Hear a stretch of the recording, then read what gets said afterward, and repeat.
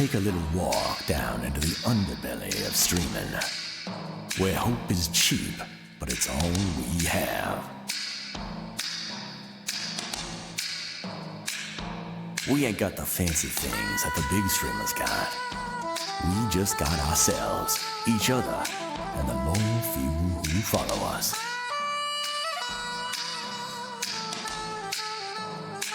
We all got dreams, but when will they come true?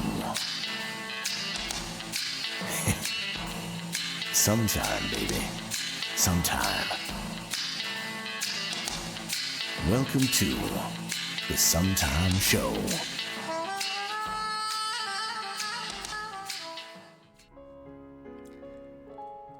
Hello everyone, I am Zargram Xanders. Welcome back to the Sometime Show. We have in the studio tonight Mick Twiston. How you doing? Hello. I'm doing oh so good today. A little bit tired after my workday, I'll tell you, but other than that, pretty dang good. Happy to be here. How you doing? I'm doing pretty good. We're happy to have you. So we're gonna get right into it. Twiston has no sound at all. Yeah. I have this whole voice-acted introduction for the show, and it never plays on the guest stream because the audio just doesn't carry through Discord. Well, just your voice. Yeah. Unfortunately, the guest chat never gets to hear all the background music we have, all the other stuff we do. Yeah. You know, if y'all want the full experience, go over to Zargrub's channel, which I have linked in the title of my stream. Yeah. You should get all his audio and everything. Yeah, yeah, it's a talk show, so the important stuff's getting through. That's the important stuff. The talking's coming through. Yep. Anyway, so let's get right to it. So, Mick Twiston. All right. I asked this question of everyone who comes on the show. By the way, thanks for coming. And I'm going to say, who are you and where you're from? I am Mick Twiston. Oh, no. I just want to say, Alice is totally right. It's not picking up my voice on my stream. Wait, it's supposed to be picking up your voice. It's right there. That's what I thought, yeah. Let me see. Hold on. Let me see if I go to my regular stream setup, it does it. Oh, you know what I can do though? I don't even think I need to create a second scene. I can just add your stream as a browser source for my regular setup. 1 second, y'all. Apologies for the scuff. It's not a no stream problem. without a When we were setting up, we had some technical difficulties. Someone must have fat fingered something, and a scene got deleted, so we had to throw things back together at the last second. Yeah, that's my bad on that one. No, it's no worries, man. It's no worries. Everyone's human.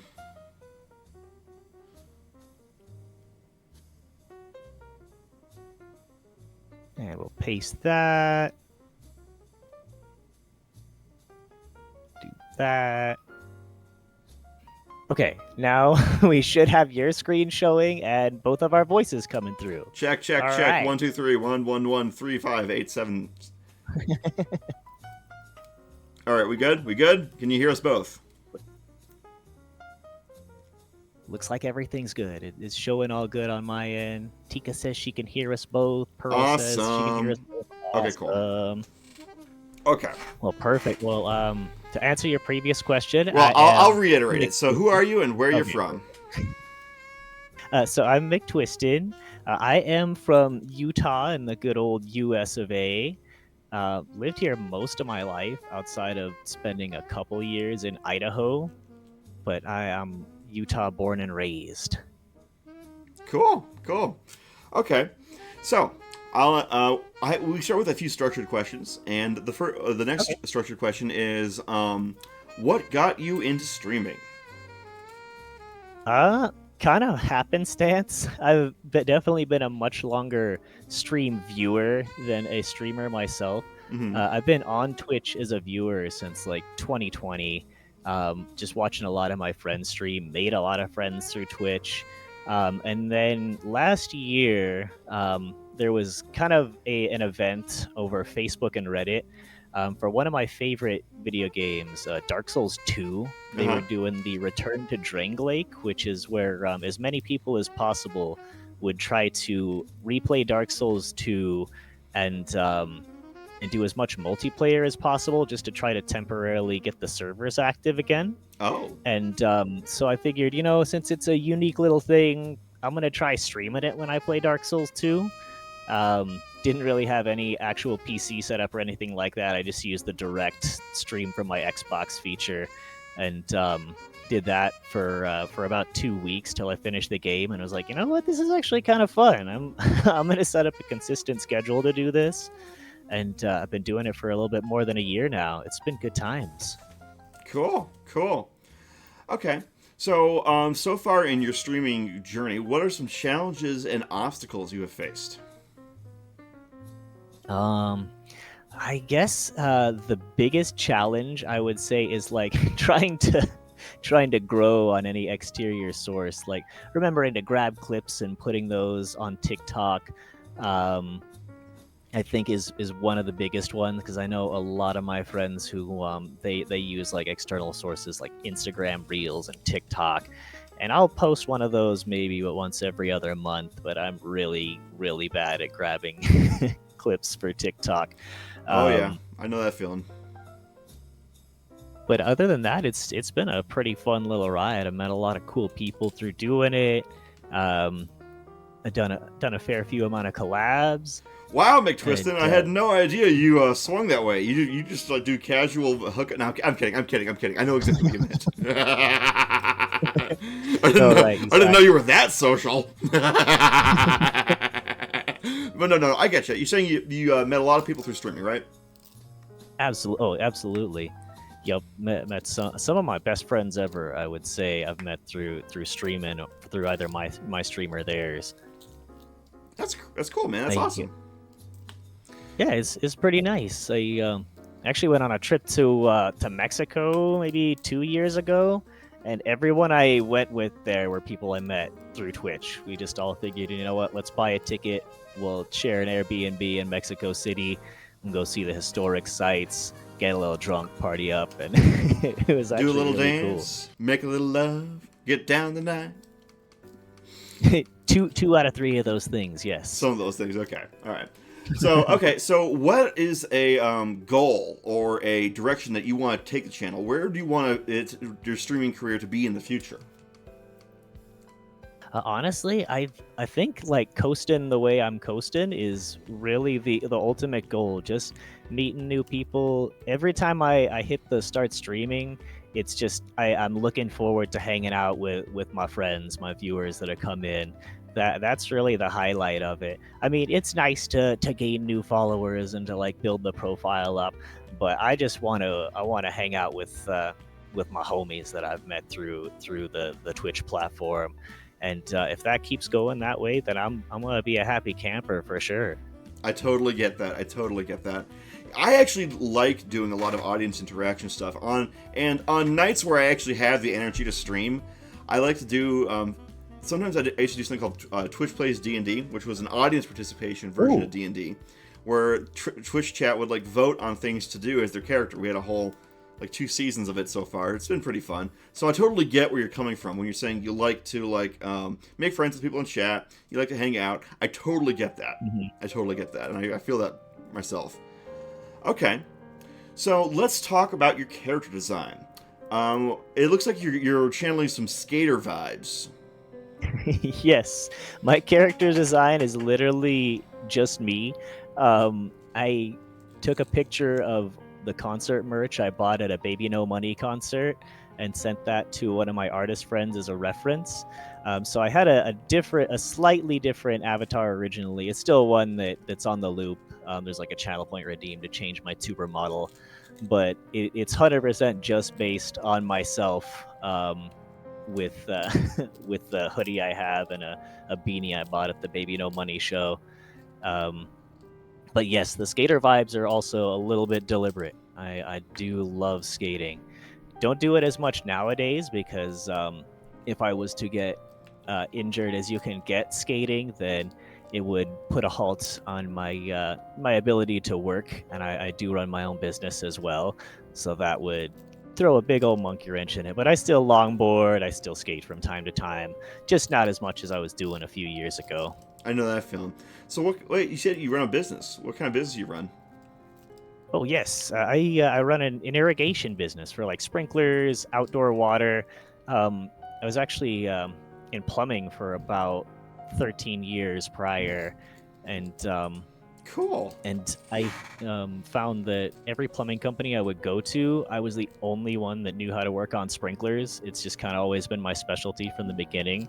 So there come a point when I was like, well, why am I doing this for all these other people that don't know how to do it when I'm the only Right. one that knows how? I Right. might as well open it up, do it for myself, and get 100% of the profit rather than like 20-30%. Yeah, I know what you mean. I've kind of had to go and I'm self-employed for myself, but that's really cool that you like. Oh, Yeah, I have this whole like little game thing I'm going to be trying to roll out this year. So, but anyways, is there oh, any kind of you thing? doing? Hmm? Oh, sorry. I Go was ahead. just gonna ask, you doing like game dev? Well, I have this little board game thing that I've been talking to my chat about. It's like a strategy game with like little hexagons, and it has Oh, like a fortune telling functionality built into it as well. So, you know, that's very cool. Not to like slightly derail, but fortune telling sounds like it would be right up Tika in my chat's alley. She does a little show of her own where they do tarot readings and such, oh and cool. I feel like that sounds super cool. Oh well, that's I could talk to you more about it. I mean, I was planning on doing some like collab streams later this year about it. Where people because we're thinking about making a digital version because I wanted to make a tangible version of it, but I wanted the end user price to basically be $20. But because of inflation, that might not be as feasible, and I don't want to make it. I don't want to charge more than I really think it's worth. So I might have Yeah. to do a digital one and then do collab streams to try and promote a Kickstarter or something. But anyways, we're really off topic. We're supposed to be talking about you tonight. No, it's all good. I'm down to. A lot of my audience hasn't met you either, so please. One of my favorite things to do on stream is like plugging and promoting my friends. So, if you got that, you got any links to that, throw it out in the chat. I'm sure everybody would love to see it. But also, yeah, we could get back on on rails if you Oh, prefer it I for don't have a sure. Kickstarter in place yet. Yeah, I'm still finishing up a prototype, but I'm pretty close to done. But yeah, we're here to talk about you tonight. Can't wait. I can't wait to hear about it. Please send some info about it my way. If you get a Kickstarter going or some more tangible stuff, I would love to hear it. Sure. Okay, I didn't see this. Didn't see it going this way. Okay. Yeah. Sure, man. I'll throw some stuff your way if you want to hear more about it. Okay. Yeah. But okay. Yeah. So actually, I'm curious about the plumbing you were talking about because what kind of what kind of material do you use for sprinklers? I imagine you be using ordinary PVC because I hear that it leaks when it's exposed to water for long enough that can start to sap out. Do you use like what? Not DevCon. What is it called? What is that like? Oh, Plex? Oh no. What is the Oh, like PEX, Pex? polyethylene. Pex. Yeah. Yeah, is that the one you use Uh, for sprinklers? So I use a combination of materials depending on the project and kind of what every individual is set up for. PVC is the most common one, Really? especially if I'm doing repairs. You're going to be doing a lot of fixes on PVC. For big new system installs, PEX is kind of the way to go. It's definitely the way of the future when it comes to indoor and outdoor plumbing. Although I have to put my traditional plumbing skills to use sometimes as well. There's a guy who I'm going to be doing a repair on next Saturday who he has a good chunk of his system for whatever reason installed with copper. So to fix it, I have to cut and solder a bunch of stuff. He's putting And copper piping in his yard. yeah, that was when I saw it. I was like, Oh my "Excuse god, me." what are you gonna line your walls with gold too? I mean, you're just begging for a method to come dig your yard up. Genuinely, I was surprised that somebody hadn't come through with a sawzall already and cut out his backflow or something Right? like that. Because copper piping is great, but if you can afford it. But Oh yeah, I mean, dude, that's a lot of money to just put under the dirt just for the plants. genuinely. You're never gonna see that. It's way too much to be spent in. I mean, he had just bought the place, so it was the original homeowner that put it in, but yeah, I guess that guy had some different ideas for Were they sure. like a DMT kind of person, or a cocaine kind of person, or maybe both? Because holy shit! So I have wondered many times when I've gone to repair a system, you try and put yourself in the mindset of whoever installed it or did a previous fix, and you're like, okay, there were almost certainly some drugs involved in the construction of this system. Like, there's no Oh, way that. I got a plumbing horror story for you. Okay, I have a Oh, friend. please. I also have. He bought a house like in 2018, roughly, or something like that, for for only like five Yes. figures. So he got a steal, but Oh yeah. there was attempted renovations, and Oh. the okay. So get this, the water. So first off, the sump pump in the basement was like buckled. Oh no. Yeah. With This the like pipe three coming inch out of the top of it. Yeah, this like 3-inch PVC pipe going into the sump pump in the basement was like buckling off to the side. And then when he and I had a plumber come in and see, he's like, the plumber says, "Oh, there is no way I'm touching that, because as soon as that thing fires, it's gonna break and spray water everywhere. I am not touching that unless you turn off your main or something." Yeah, But no, I've definitely been there where like you look at a pipe and it's like, if I sneeze within 3 feet of that, it's going to explode. oh So yeah. we're gonna But turn here's off the thing, everything in the Mick. house. Or can I call you Mick? Uh-huh. Yeah, sure. Sure. We're not done yet. Oh, okay. Please. Okay. Oh, thanks for following, guys. I really appreciate that. Anyway, okay, so the actual water line leading from the sewer or city grid, right, to the actual kitchen and stuff was, let me see if I remember this right. PVC. Oh no, first it was metal. Oh. First it was metal, then Oh, it was PVC, I think. Oh dear. Then it was PEX, then back to PVC, then back to metal. Oh. And it went Talk all these about a different food ways, brand. sneaking around the goddamn basement thing before it got there. And this wasn't even including. And then there was the gas line, which was also kind of weird. So, Oh. yeah. This was.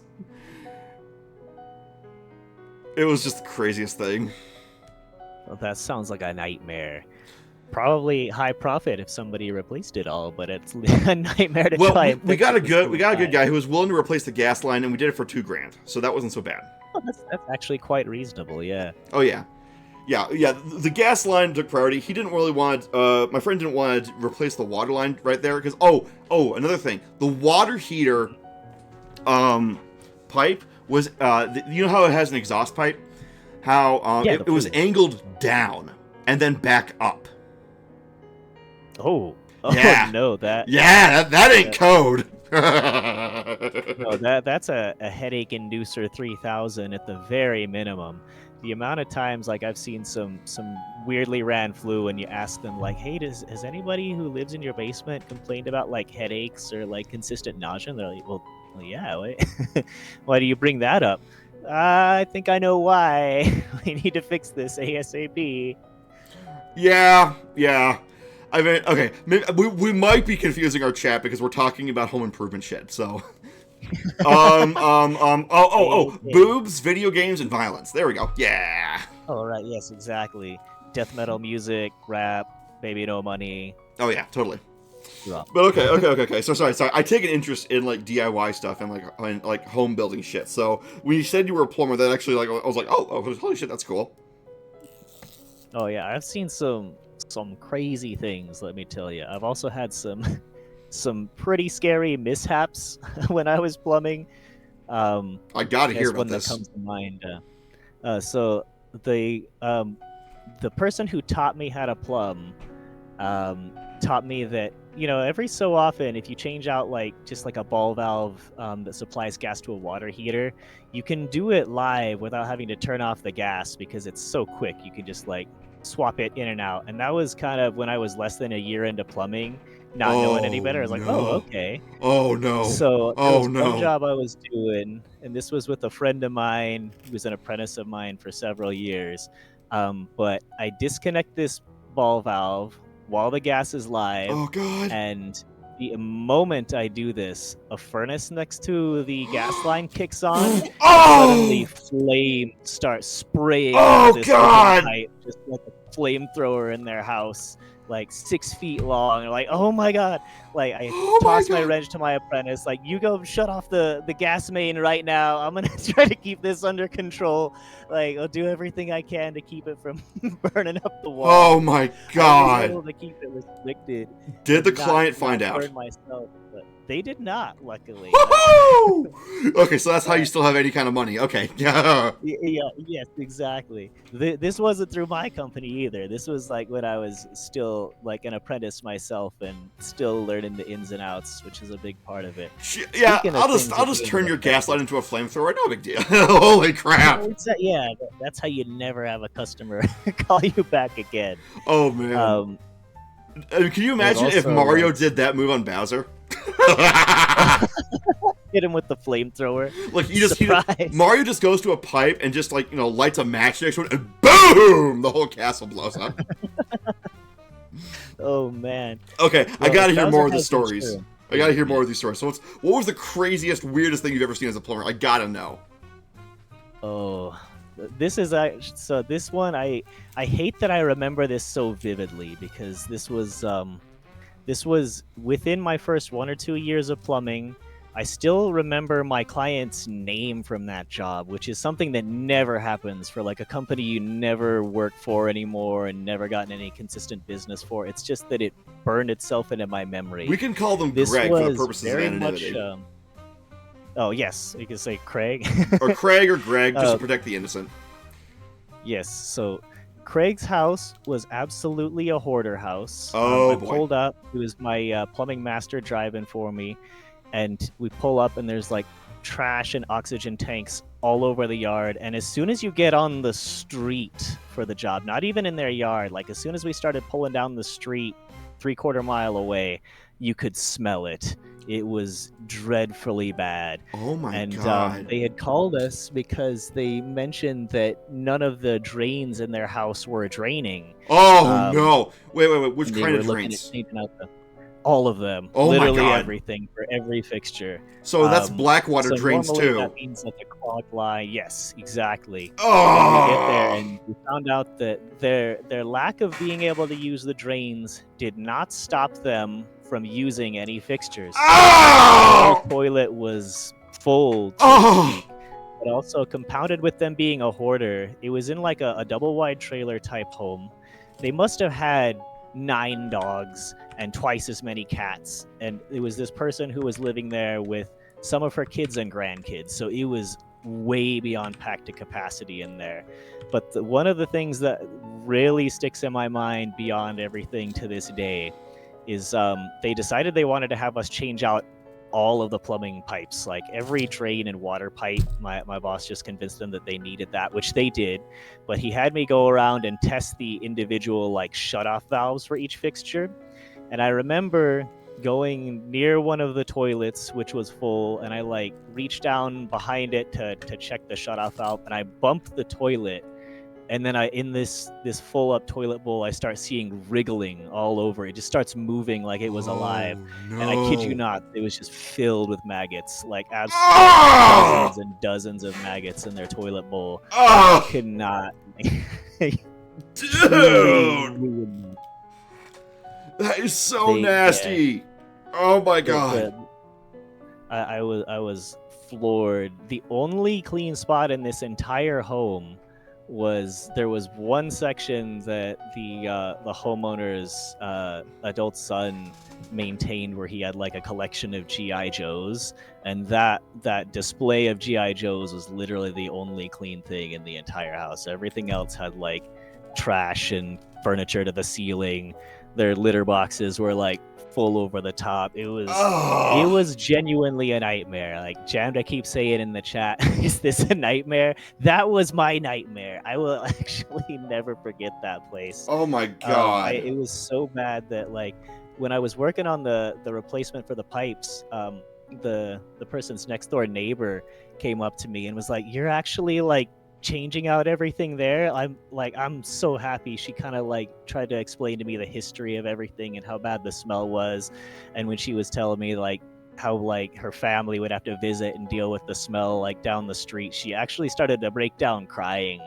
And I was like, oh my goodness, like I can't imagine having to have that as a neighbor. Like it's just it's truly horrific. So we got everything kind of turned around there on the plumbing side, but Jeez. it seemed like they needed a couple things fixed well beyond the plumbing as well. A few things between the ears fixed too, huh? Exactly. Yes, and maybe one or two less occupants in the home.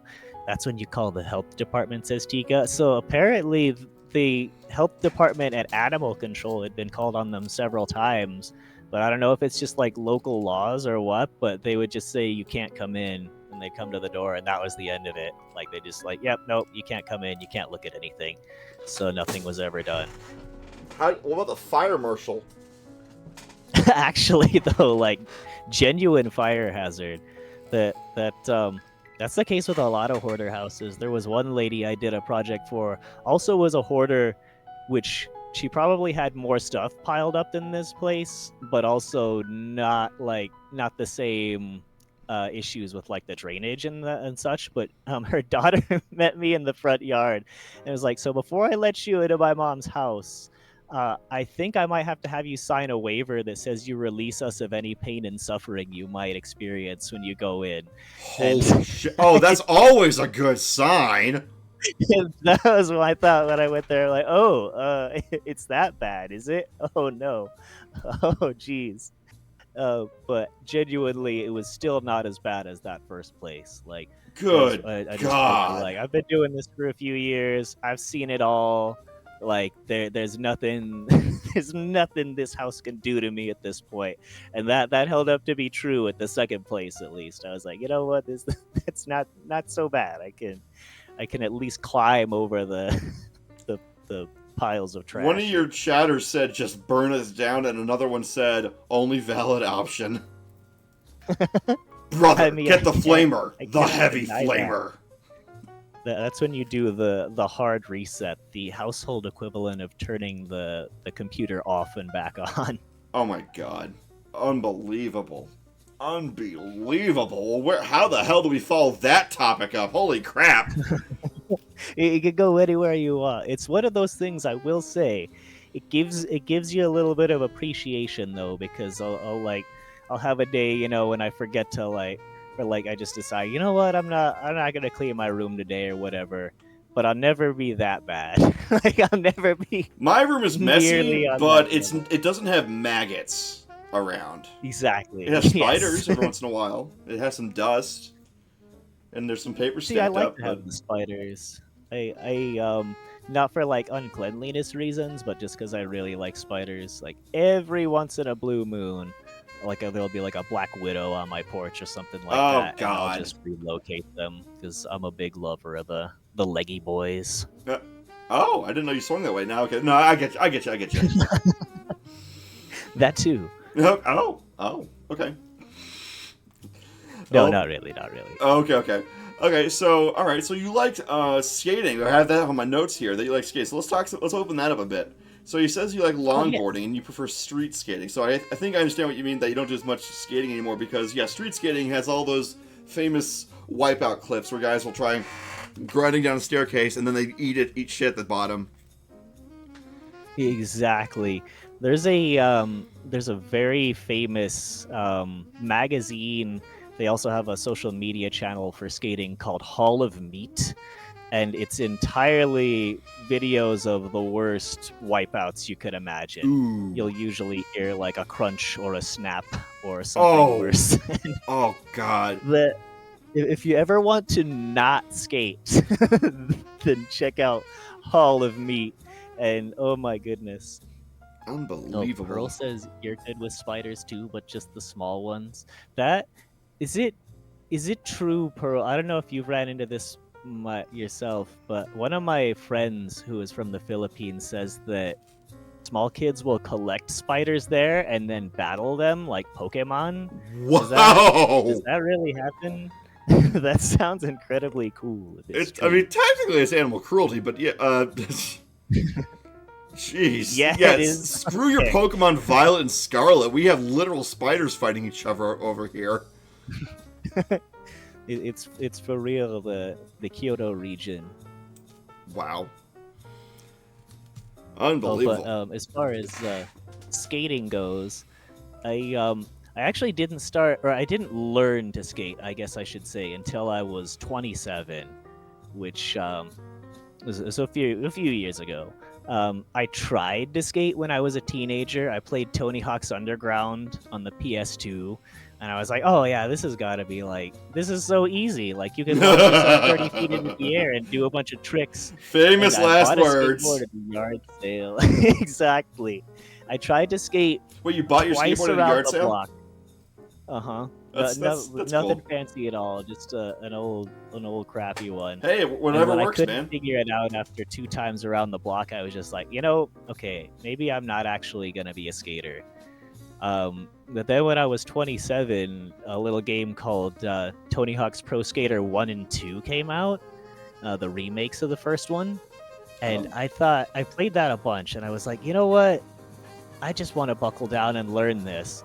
So the plumbing shop I worked at had a long garage for storing our cars in, just like a long, flat concrete floor. oh, And here I we go. set up there, and I was like, okay, I'm not gonna stop. I bought another crappy skateboard from Big Five, which is like a known no-no in the skater community because those just have the crappiest skateboards ever. But I didn't know that at the time, and I just told myself, okay, I'm not gonna quit until I can skate back and forth along the bay one time, and I spent like 14 hours straight just trying to push myself back and forth, falling over. Luckily, wearing full pads. I got it all on video to get a compilation of all of my wipeouts, so to speak. Dude. And then I finally got it. Like 14 hours later, I finally just got one smooth little run. Um, and then I took to it. I went to the local skate shop. I got a proper board that I was able to build all the components of. Got the longboard, and then like now I can skate on much more rough. Like I can skate on like rough roads. I can drop into a bowl, do some really basic tricks like ollie and manual. Nothing crazy. I'm not trying to break a bone here, but definitely. I was really glad that I buckled down and learned it because That's it is awesome. incredibly freeing to get on a board. Cool. I love that. That's awesome, man. I don't know how you had 14 free hours at work, but that's awesome. It wasn't at work necessarily. It was on the weekend, and Oh, okay. they just had like a policy where like you can use the bay for whatever when you're off the clock. So I actually put a bunch of my like because I used to box as well, so I would put like my workout equipment there, like my heavy bags and speed bags, and just like all my like lifting equipment. I'd set that all up at the shop, and then when I wasn't working, I just go in and either skate or like throw some hands. Dude, that's awesome. I love that. I used to do when I was younger, like, and I was in high school and for a little bit in college. Actually, through middle school, through high school, and a little bit in college. I did like Yeah. martial arts for a while, but Oh, cool. it's been a while since then, so I've kind of grown sideways a bit. But I love that. That's It awesome. it's hard on you. It really is. Like the thing that really got me to stop boxing was you spend like a Sunday sparring or whatever, and then like the next 3 days you have like a pulsing headache at work, and it's just like Ah, I whoa, I what? can't see myself making a career out of this, so I'm just gonna do a little bit less dangerous exercise. I just got some kind of alert. What just happened? Oh, Oh, oh, we got a follow. Oh, we hit a follower goal. Oh, thank you, everybody. That was nice of you. ooh, congratulations! I Thanks. love We just it. hit 120. Cool. Okay. Wait, that's not what that usually sounds like. Was that a raid alert? What was that? I don't. Sorry, that just confused me because I don't know that signal usually comes from something else. All good, all good. Okay. Anyway, yeah. Okay. So, what is skating like in Utah? So, I mean, you always hear about it in California, but I've never really heard about it in Utah before.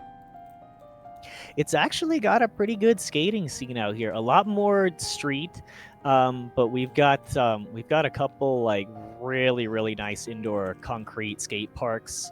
Cool. There's some really cool setups here. I feel like longboarding is the best type of skating here because there's a lot of canyons and downhill slopes.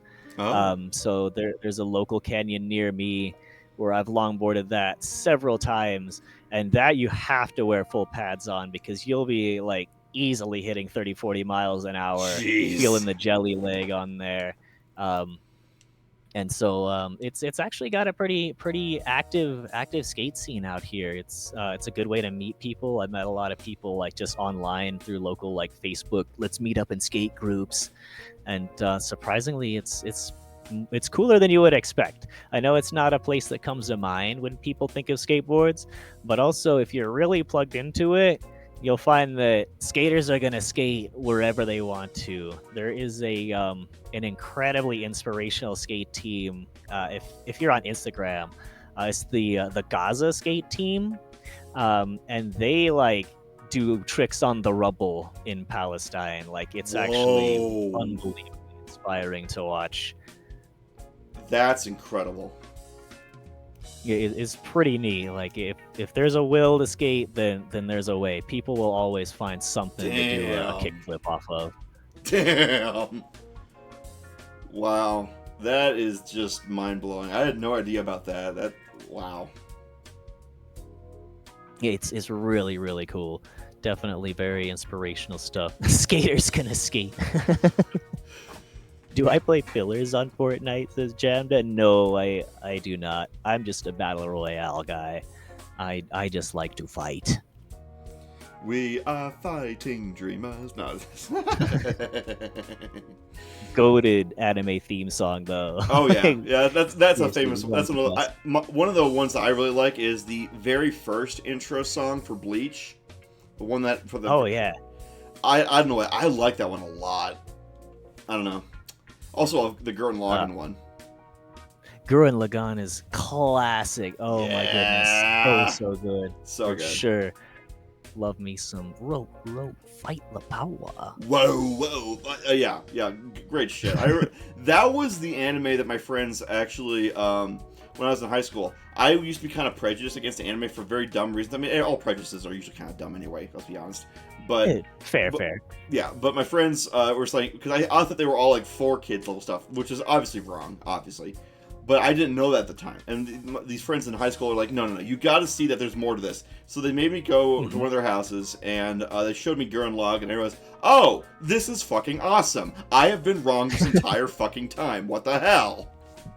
It's such a hype show. Like the escalation in it too. Like it Oh my really God, it the goes escalation. so hard. We're, like literally throwing galaxies at each other. Right? At the end. I mean, just fuck everyone in that galaxy. You're a frisbee now. It's yes, one of the more like also like it's one of the more like inspirational animes I would say that like I think about often. Like the believe in me that believes in you has entered my vocabulary for sure. That one is just like it means a lot to me. I mean, how can it not? I mean, it's basically the idea that even if you can't believe in yourself, you can at least, have faith in another person. And if that person has faith in you, then that has to mean something. Unironically, like it helps like in the times when if you ever feel like imposter syndrome kicking in or anything like that. I have that. You just think back like well, okay, there's people I know in my life that like think highly of me and like think exactly the opposite of how I'm feeling about myself right now. So what's more likely that I'm the way that I'm feeling in my head or like the way that all these different people are feeling? And it definitely helps to get me out of a funk sometimes. Believe me, I can understand what it's like to be in one of those funks. I have some pretty severe depression as well as anxiety, so yeah.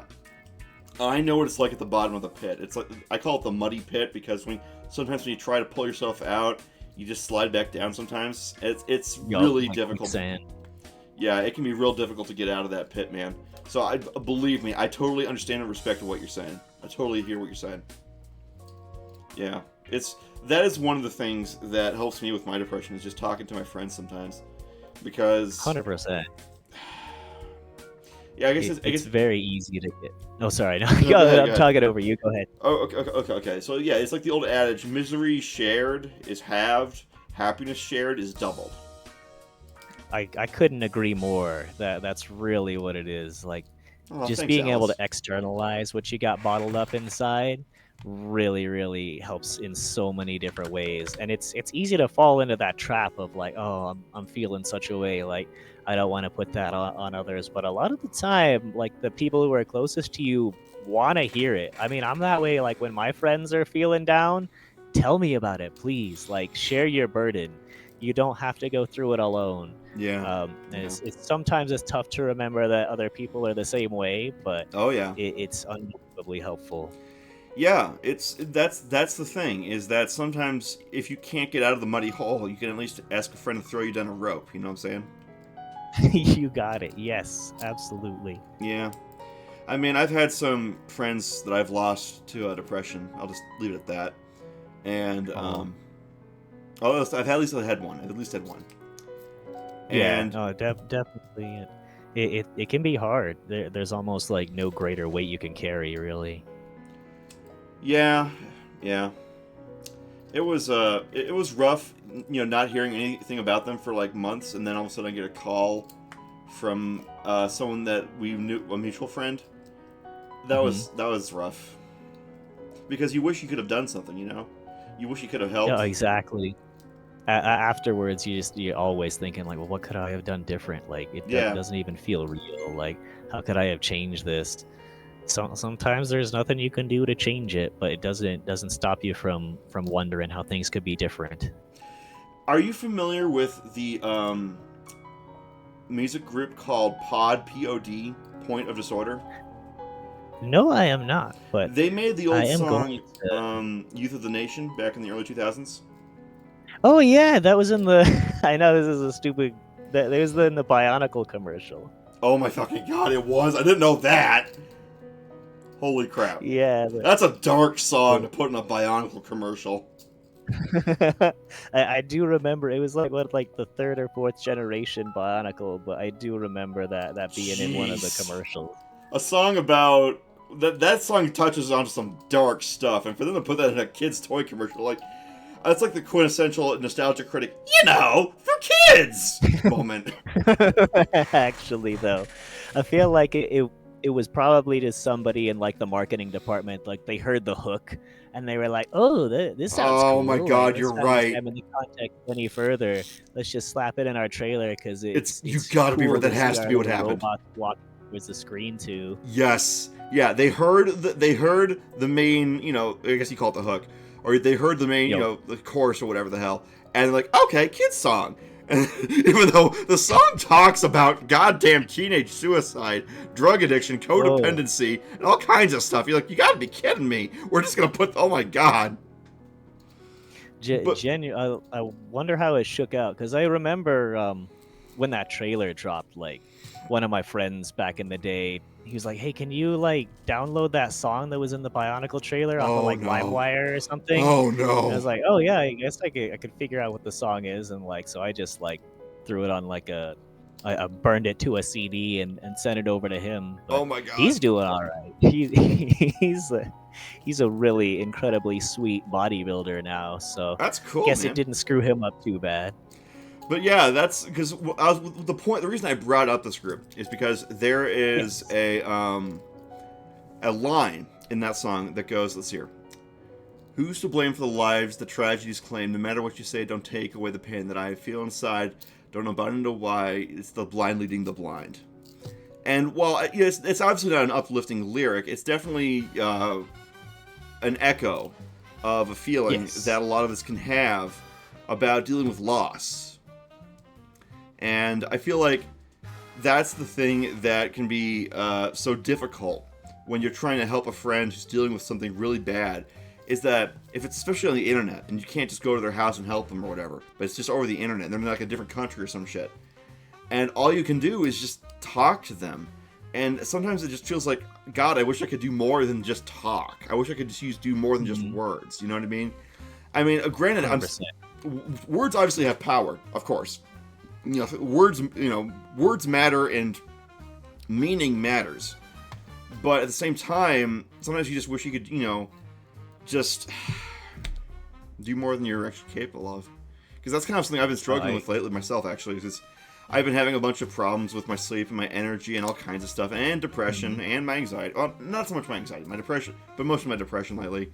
So I've been having trouble getting on streaming when I wanted to do so, and it's just... It's hard. It really is. Like, definitely, it's just hard to buckle down, and like you said, like sometimes it feels like the things you want to do most are just out of your grasp. Yeah. But I think taking it little bits at a time, Yep. doing what you can do, I think is the best way to handle it. Just chipping away like a prisoner trying to escape from jail with a spoon, like even if you could just scrape out a little bit every evening, you might get out eventually. Yeah. It's like the old saying. The man who moves a mountain begins by carrying away small stones. Yes. Did you there's actually a real story about, I believe it was in India, where there was a man whose wife passed away because the village he lived in did not have a direct route to the local hospital. It was like an hour and a half drive away at the soonest. So after she passed, he literally spent every day physically digging with hand tools through a nearby mountainside until something like 50 years later, he cut a path through the mountain that turned an hour and a half trip into like 10 minutes. And Whoa! used to this day. It's really unbelievable, but he just kind of took the inspiration that like nobody here should have to suffer the same fate my wife did. How did the ground hold that man up with balls that heavy? Truly. Oh, but before we keep going, I just want to answer Tika's question here, because she asked if I own that jacket IRL because the stars are on my nip nops. Yes, I do. I do own this jacket for real.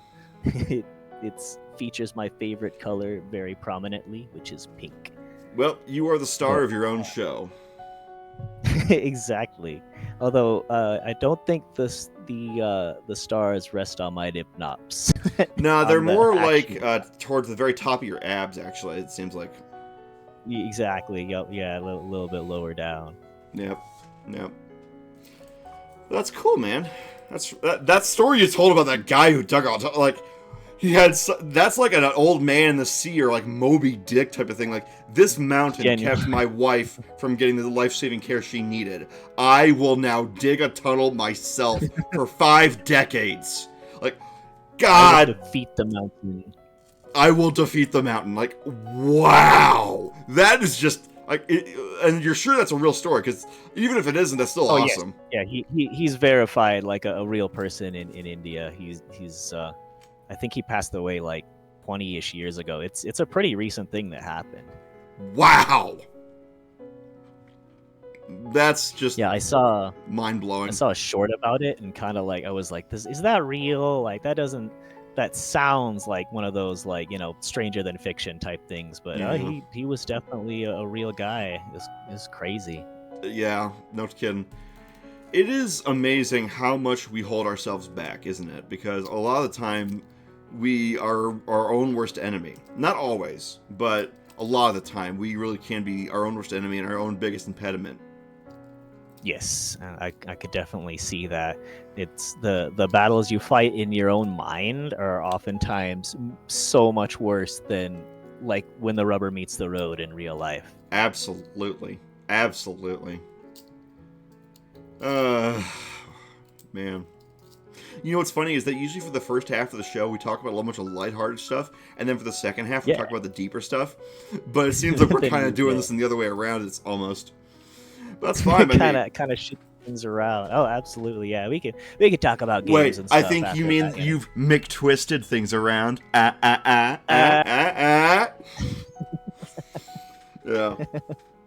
That's awesome, man. Topsy-turvy. Yeah. So I gotta ask him. Okay, so I'm looking at some of other notes. He says here you like cooking. So I kind of like cooking too. I like the process of cooking, but I hate having to clean up afterwards. But like one thing I like to do is I like to like fry chicken. I enjoy doing that. I have a little recipe of my own for that. What kind of stuff do you like to do? Okay. I like to cook just about anything. I'm a big fan of making desserts, although I think I'm less skilled at that. Just the other night, 'cause my girlfriend's a bit under the weather, so I made some chicken noodle soup from scratch, and I always make the noodles from scratch. Wow. Just because that was like what my mom Dude, you did were just when I was growing up. hardcore. Oh, thank you, appreciate it. Like some heavy, thick dumpling noodles, and then yeah, that turned out really good. But I will cook like just about anything. When I was a teenager, there was a family friend that told me like, if you can read, you can cook. If there's you, as long as you follow the recipe, then you can then you can figure out how to cook, and that's definitely held up to be true. I love cooking desserts like tiramisu. I've made Uh-huh. tiramisu a fair few times. This weekend on Sunday, I'm planning on making mango sticky rice with my girlfriend. Okay. I think that's going to be a fun one, but that's also one of the things we do to like hang out with each other. Is we'll like find a new recipe online and like, all right, let's get in the kitchen and cook this up together. And it's honestly it's a fun time. It's really enjoyable. I will agree that the absolute worst part of cooking is cleaning up afterwards. That's always like a monkey on my back sometimes. But it's still it's so unbelievably fun. It's really satisfying, like when you come find a new recipe or you come across something, and then it turns out good, like just like on the web page or whatever. And I do try to improvise a little bit. There's a celebrity chef I really like. He was actually one of Gordon Ramsay's teachers, but his name's Marco Pierre White, and he does cooking shows where he will give you the ingredients but never the measurements, because he's always like, this needs to be to your taste. So you add the ingredients until it tastes Oh. good to you. Because then you know it's actually going to be good. If you follow it Ooh. exactly to how I like it, you might not like it, but make it your own What? and it'll be made right. Okay, so if people call Gordon Ramsay a master, that sounds like this guy's a grandmaster. He truly understands like the real basics of cooking. It's not about the prestige. It's about, does it taste good? Yep. Wow, that's 100%, cool. He's for like the sure. Yoda. Yes, exactly. He's like the Yoda to Ramsey's Luke for sure. There's even like because he was doing cooking shows in the 90s and late 80s, so you can see some of his older shows where like. I mean, like if you've seen Hell's Kitchen, where like Ramsey's yelling at people and he's got like the yes chef, that was Marco, and you can see Ramsey in the background a couple times, like following Wow. his direction, just like intently and like learning everything he can. Um, and you can definitely see also where Ramsey got a little bit of that fire from, because that was also something that Marco is known for. There's like an interview where he was like, I do not stand critics that come in here and hate on my food, try to send something back into your kitchen. This is my house. This is where I live. So you're going to try and come into my house and tell me you don't like my cooking. I'm going to throw you out. And the interviewer was like, oh, so like last I checked, you've thrown out like 50, 60 critics at least this year. And he was like, that's it? I really would have thought there'd be another zero on the end of that. Wow. He was a pretty hardcore dude, but very cool, and I respected the philosophy. I always kind of liked Emerald Lagasse, the kind of the more folk Oh chef type of yeah, guy. he's very fun. Yes, definitely. That was always kind of more the attitude I took. The the kind of joy of cooking, kind of. Oh, actually, that's a book, right? But you know you know what I mean. The Oh, point, exactly. Yeah, just cooking for the love of the game, cooking because it's so fun to do. yeah, because this other guy sounds almost like military level stuff, whereas I think Emerald always felt a bit more chill. Yes, usually when you see Marco, he does look a little bit unhappy, and he almost always is smoking. So Jeez. definitely does not have that like bright, bombastic energy like Wait a Emerald minute. does. But Wait, he's still he's a like smoker, so that kills your taste buds. So that must have. it definitely, yeah. Oh my god, that explains some things, because if his taste buds were getting killed from smoking, then that would. Oh, maybe that's why critics kept sending stuff back. Maybe. Oh, It's a causal loop. something like that. Wow. So, what's your favorite dish to cook? Like, okay? Wait. Let me back up. If it's like your anniversary, or if it's like a big event, and someone's saying, "Hey, McTwiston, I need you to cook blank because I know you're going to do an excellent job of it." What is like your signature dish right now? So if it's for like a potluck or an event, because I'll admit, like my favorite thing to cook is probably that soup I made the other night. But if it's for an event or like if there's like a gathering, there is it's a local dish. It's kind of a casserole. It's something where, I mean, I believe it originated here in Utah, but you can get it in a lot of places. But it's called funeral potatoes, odd name, or Mormon potatoes. Hold up, I'm going to get an image of this and I'm going to put it on the screen. Hang on. All right. Funeral potatoes. I'm going to look this up. And like incredibly calorie dense. It's got like a creamy cheesy sauce over the potatoes with like a thick layer of cheese on top, and then some people will also put like roasted baked cornflakes over the top to give it some crunch. Funeral potatoes are bussin'. Yeah, you feel me, T. Hang on. I got an image. I'm going to put it on the screen. Just a sec. Let's see. Boom. Bam. And wham. There we go. Yes, that's the one. Those are so good, actually. Really? Delicious. Interesting. Yep. Very interesting. Yeah, they always get cleaned out at the potluck. Definitely one of those, like, I think some of that comes from, like, I was raised with a religious background. It's almost part of the thing with when you're in Utah. You're probably going to be Mormon. But I didn't want to say anything, but since you're the first one to say it, yeah, I wondered if this topic would come up. It does come around, but I am no longer. I do not ascribe to the beliefs, but at the same time, it's I sometimes throw back to, like, I feel like that's where I got some of my personality from, and then also my, like, loving to cook for potlucks and that kind of thing. I think a lot of that comes through. Okay. Well, I gotta admit, I didn't think a casserole would be your signature dish. I figured something like, I don't know, baklava, since you like desserts and stuff. No, I wish. I like cooking desserts, but I don't make them as often as I should. Usually, it's more like, like some. Hold on a second. Like Hold that thought. Look at what Alice just posted. Oh, Alice. Where does the name come from? And do you serve them at funerals? So I need to bury someone if you want to eat it. It's not required, but if there is a funeral, especially if it's a Mormon funeral where they almost always serve food afterwards, you can bet your sweet Bippy those potatoes will be there. Your sweet Bippy, I love it. That was like an Ed and anything. God dang it. Yes, you got it. Have you seen that thing where they have one of the Eds singing "I Just Want to Use Your Love Tonight" by the Outfield, and it sounds like the actual character is singing it? Like, no, I don't think I have. Was this at like a convention or something? No, it's like an animation. I'm gonna try to do an impression. I'm probably gonna suck, but let me just try it. Fire away.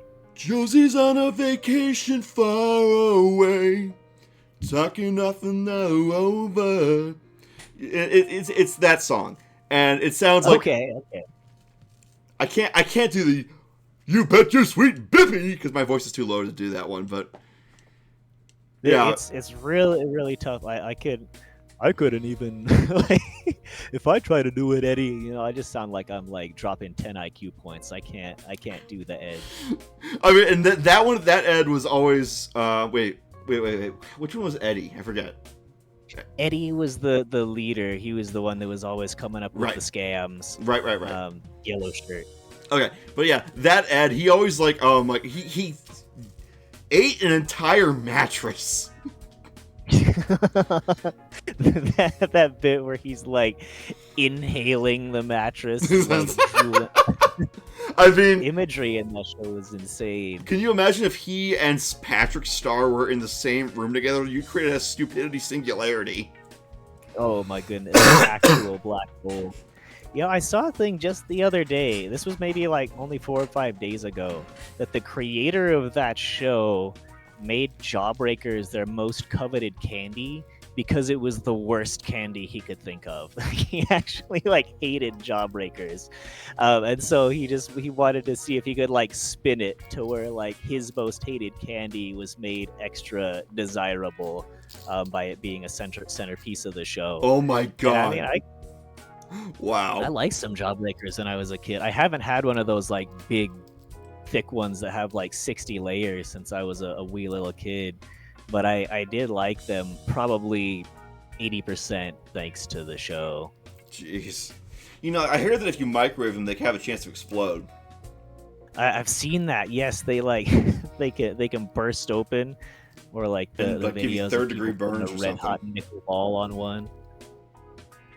That show alone was the only reason Bigfoot ever wanted a Jawbreaker. Actually, same. Like, I can't see myself going and like, if you're looking at the candy aisle, there's the giant sphere that's too big to actually fit into your mouth without unhinging your jaw. It wouldn't be my go-to. Although, I don't even know if they have them anymore. They used to be under that like Wonka brand that went defunct, but the everlasting gobstoppers and the chewy gobstoppers, those little Jawbreakers, those were good. I will stand those things. I was always a big fan of Reese's. I have loved Reese's since I was a Ooh. kid, and I've also developed a taste for ever since I was a kid for toffee, like Heath bars. Yes. Ooh, toffee. I've come around on toffee a little bit. There was I just recently got like a package of Canadian candies from one of my friends, Ooh. and they've got this candy called Crispies, and it almost has like freeze-dried toffee inside it. It's got like a Ooh. really airy texture. It's incredibly good. Also, a little fun fact about the friends up north. Did you know it's not Reese's in Canada? It's just Reese. They take off the apostrophe S. Interesting. I didn't know that. Huh. I can't say why. I don't know if they already had like a Reese's brand that they couldn't compete with. Like, that could easily be like the Burger reason. King in Australia. So they were just like, okay, well, this is an easy fix. We'll just we'll be the one Reese now. Oh, I have lost a Reese in my life. Oh, did they only have one cupcake in there? But that's I cool. cannot confirm that one. That's Pearl cool. says you love waffle deluxe. I don't know if I've ever had. Is that a Philippine candy? I gotta look this up. Here, let's look Waffle it up. Let's Deluxe. look it up. That Okay. sounds good. Waffle Oh my Deluxe. god, that looks good. Let's see here. What do we got? It's got like Oh, scoop. shoot. That does look good. Yeah. Oh my goodness. Hang on. I'm going to take this image and I'm going to put it up. Order. Open image. Bam. Boom. Okay.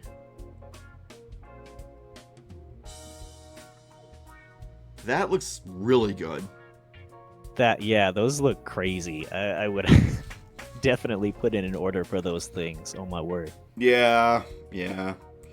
I have a sweet tooth and I can be a sucker for that stuff. I gotta be careful with that stuff. Mine is like it comes and goes. Like I'll go 3 or 4 days without having any sugary sweets, and then I just binge. Yeah. It's not good. Yeah, it's bad. Sugar is like cocaine for kids. Goddammit! I mean, it is just really that. is. It's that addictive. And unlike cocaine, very much. it makes you actually gain weight instead of lose weight. Really? Oh yeah. No, I misheard that. It like processed in my brain after you said it, but that's true. It's almost has the same effects for kids, but then they get wider, not thinner. Exactly. Even though, yeah, I am not advocating doing cocaine. Let that be clear. No, Because yeah, for anybody listening, cool. Winners don't use drugs. Cool kids something don't like do that. drugs. Something like that. Because yeah, if you want to blow your heart out and destroy it or something like that, like what kind of problems do Cool. cocaine addicts get? They get. I mean, it messes you up. I got to imagine it like can wreak havoc on your sinuses. It's probably not. It's got to be bad for your heart just because it accelerates the blood pressure. It has to. Like It must have. can't be good. My daughter is Cannot confirm. a heavy sugar sorry? freak, and limiting is so difficult. Yeah. Ooh, I do not envy being in that spot as a parent. I feel like as a kid, it is almost like genuinely like a drug addiction. Like even if your parents say no, it's like, all right, well, I'm gonna like get some quarters that I find around the house and like buy something from the vending machine at school. I will Right. find a way to get candy. Right. Yeah. It's actually kind of creepy, to be honest. Oh, really? Yeah, I got you. I got you.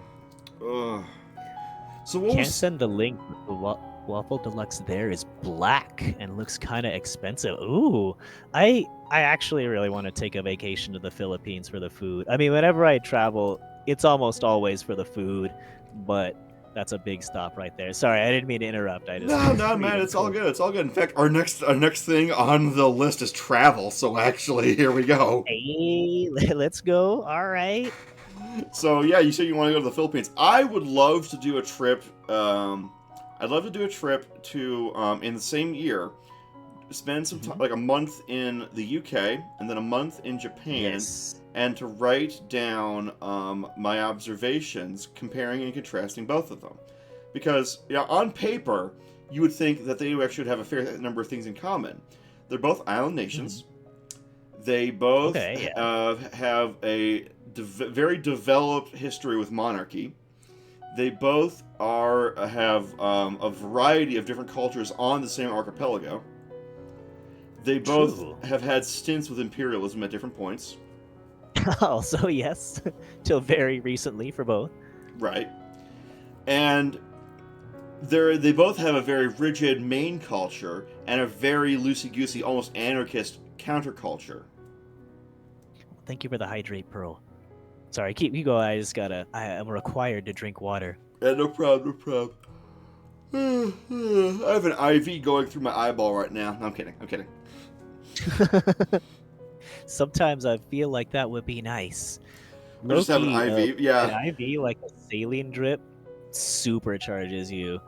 I had to have one for a medical reason, like 15 years ago. My goodness, like you feel good quick when you get that hydration delivered directly. Oh yeah, for sure. I was in the hospital not too long ago because I had a little neurology scare. Oh. Yeah, I was dazed and was confused one morning. I was kind of disoriented and I kept falling asleep, which I thought was blacking out, but it wasn't because I could still hear. So, okay. The CT scan was negative and I was fine. But at the time, I didn't really know that I was fine. I thought that something was wrong. But yeah, when they gave me the assumption. Oh, I was just saying that's going to be the assumption if you're feeling that way. Like, usually that's what gets me to the hospital is like, if I wonder to myself, am I going to die from this? Then I go. Yeah, I was perplexed when it turns out the CT scan was negative. There's no tumor. There's no, blood clot, no nothing. So I'm like, okay, well, they're like, yeah, this is a good thing. I'm like, okay, well, then what the heck was going on? I was just with my PCP the other day, and she was just smiling at me, and when I said that they think it might have just be that my sleep schedule is so messed up, and she's like, yeah, that's what I was about to say. Sorry. So with your PCP, you say? Oh yeah, primary care provider. Oh, I see. Okay, I had to no, I don't do PCP. Oh yeah, I'm totally that kind of magic man. that's very impressive. Okay, that makes way more sense when you put it that way. Yeah, when I do Zargrim's moment of magic, I'm not just doing a line of coke. We're reading from little grimoires I find. We're getting energized this stream, everybody. We're gonna do hot. Hey guys, welcome back. We're gonna do a DMT 80% speed run. Oh my goodness! I put a neurological probe into my brain so you can see what I see. I have heard a lot of people say that they've had epiphanies or life-changing experiences. I mean, I can attest that I have had epiphanies on psychedelics in the past. I don't know if that's something you want to discuss on the show, but We could talk I about have whatever you're had. comfortable with, as long as it's not against toss. This is definitely not against toss, but like, so I mentioned that I was a plumber for 13 years. Um, for my first, I would say 3 maybe 4 years of doing it, I literally just saw it as like a stepping stone job. Like, oh, this is just something I'm kind of like doing until I come across like the next big thing, until I find the career I really want in life. Like, but then one day, one of my homies happened to get a hold of some psilocybin mushrooms. Oh boy, here we I'd go. never done before. Let me guess. Were they Yes, in a plastic baggie? they were indeed. Oh Yep. yes, Yep. Called it. they had the Called it. blue spots, and so we took a couple of those. And at first, it was the kind of things you would normally expect to do on substances. Like we watched a couple episodes of JoJo's Bizarre Adventure. We like went outside and stared at the sky. We're like, "Oh my goodness, You know what wow!" you should have done? You should have Yes, watched that is. The Wizard of Oz while it's synchronized to Dark Side of the Moon, because those Oh two somehow yeah, sync. It's insane. they do. I've done that, but that was more on the Mary Jane in the past. I didn't go so heavy as with the shrooms. But then after my homies left, I was still very much feeling it, and I couldn't tell you why, but I just got the urge to take in some audio content, and I listened to the entirety in one sitting of this book called Think and Grow Rich, which is like a motivational book to help you like learn how to get money and build your career. Cool. And that for some reason caused like a click to happen in my brain where I was just like, I need to start taking my career seriously. What am I doing? Like, I've Mm. been in this for years. I need like, this is what I'm good at. This is what I know. This is where I need to start putting all of the I mean, plumbing's a my good brain gig, power. from what I hear. It really can be. It's very much like, especially if you're in like commission-based sales, you can easily clear 6 figures plumbing. And like I listened to that book while I was doing it, and I really like hoped that they didn't think that I was like on methamphetamines or something. I drove to my plumbing shop and Were you still the on company shrooms that I while was you were working driving? for. Yes. Oh my And god! Oh my and god! I cleaned that place like top to bottom. I organized like my plumbing truck. I like just gutted everything. That This place is like was the anti-trip. spotless. And, like genuinely, like it was This is like an just anti-trip. the time to be very productive. Like, and really from that day, that moment forward, um, is when I started to take my career seriously. Like when it comes to like plumbing, irrigation, everything like that, and it never changed. That switch stayed flipped in my brain. Um, and you know, I can't. I really kind of, I don't know, like that I would say I have it to thank, but one thing I do find is like when you get in that state, it can remove some of the cloudiness. Like it can help you see what's in your life for what it Whoa. really is. And I definitely was in that state at the time. Damn. And then the one time in my life also that I ever did LSD was when I got into boxing. So this was several years back when I used to be like I didn't do any kind of physical activity at all. And I don't know why this is the rabbit hole I went down, but one of my friends was like, "Hey, I've got these like extra tabs that I'm not going to use. Do you want them?" I'm like, "Oh, I've never done that before, but you know what? Yeah, I'll take them." I took them one day, and I ended up watching like I want to say like 8 hours of old boxing videos from like the 60s and 70s, and I was just like, I want to do this. Oh my goodness. So when I sobered up, this one I actually waited to sober up. I went to the local sports supply store. I got a heavy bag. I got like the speed bag. I got gloves, and I just started going hard training for the next year or so. And then I actually like signed up at a local gym, and and I started following the sport religiously. It's still my favorite sport to watch to this day. Like I really love boxing. Well, I'm happy There's you not had as these many great fighters trips, like because competing. I've heard people have. I'm really happy you had these great trips. I'm freaked out that you drove and no one was watching you while you were on one. But No, this is on the plus side, the place I worked was like a block away from me at the time, so I didn't drive far, but I should not have been operating a motor vehicle. I will attest to that. yeah, you got lucky with your trips because I hear a lot of people sometimes have really bad ones, and Yes. that they can change your life for the worse as a result. Oh, I've definitely heard as much where it unlocks something bad or sends them into like a psychotic episode. So I will never go out and say like, oh, this did good things for me, therefore everybody should try it. Because like, oh no, like I definitely think that it's going to be very much up to the individual, like what they can gain from it for sure. Yeah. But sometimes, I mean, sometimes you can go through the blackness and come out better. Well, Not you an piqued official my endorsement. curiosity, but I don't exactly know how that would go down without me putting ending up on some kind of list. Real, that's fair. Wow, damn. Okay. So I guess that wraps up talking about travel because you've been on trips. Oh yeah, I guess we totally derailed from travel. We totally did. We totally did. It's fine. It's fine. Good. I mean, We're talking about how you wanted to do Japan and Britain within 1 Yeah, month. I Were you wanted- thinking like 2 weeks of each? or like a month of each or whatever, and just okay, comparing and contrasting, things about their culture and stuff like that, and like doing a hard cultural dive into both of them, and just trying to understand because they're both island nations, right? And they're both islands that are Yes. off the coast of a large continent. They're not like in the middle of, True. and they have a lot of things in common, and a lot of things very different, and that just piques my curiosity, and it has for many years now. But that's just I me. could see that. Have you ever traveled internationally at all? Like, have you done Technically, yes, anything? but not- I'm but- assuming you live in the States, but I do, but I've never actually left North America. Technically, I've been to places in the Caribbean, I've been to Canada, but I've never actually crossed the Pacific or the Atlantic. okay. I honestly haven't either.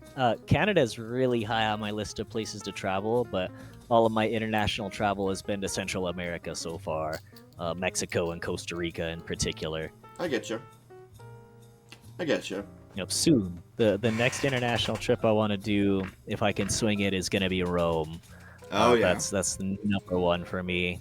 Oh yeah. I want to see the architecture out there. Check Hell out the yeah. Vatican, just like frescoes and Roman museums. engineering was goated, man.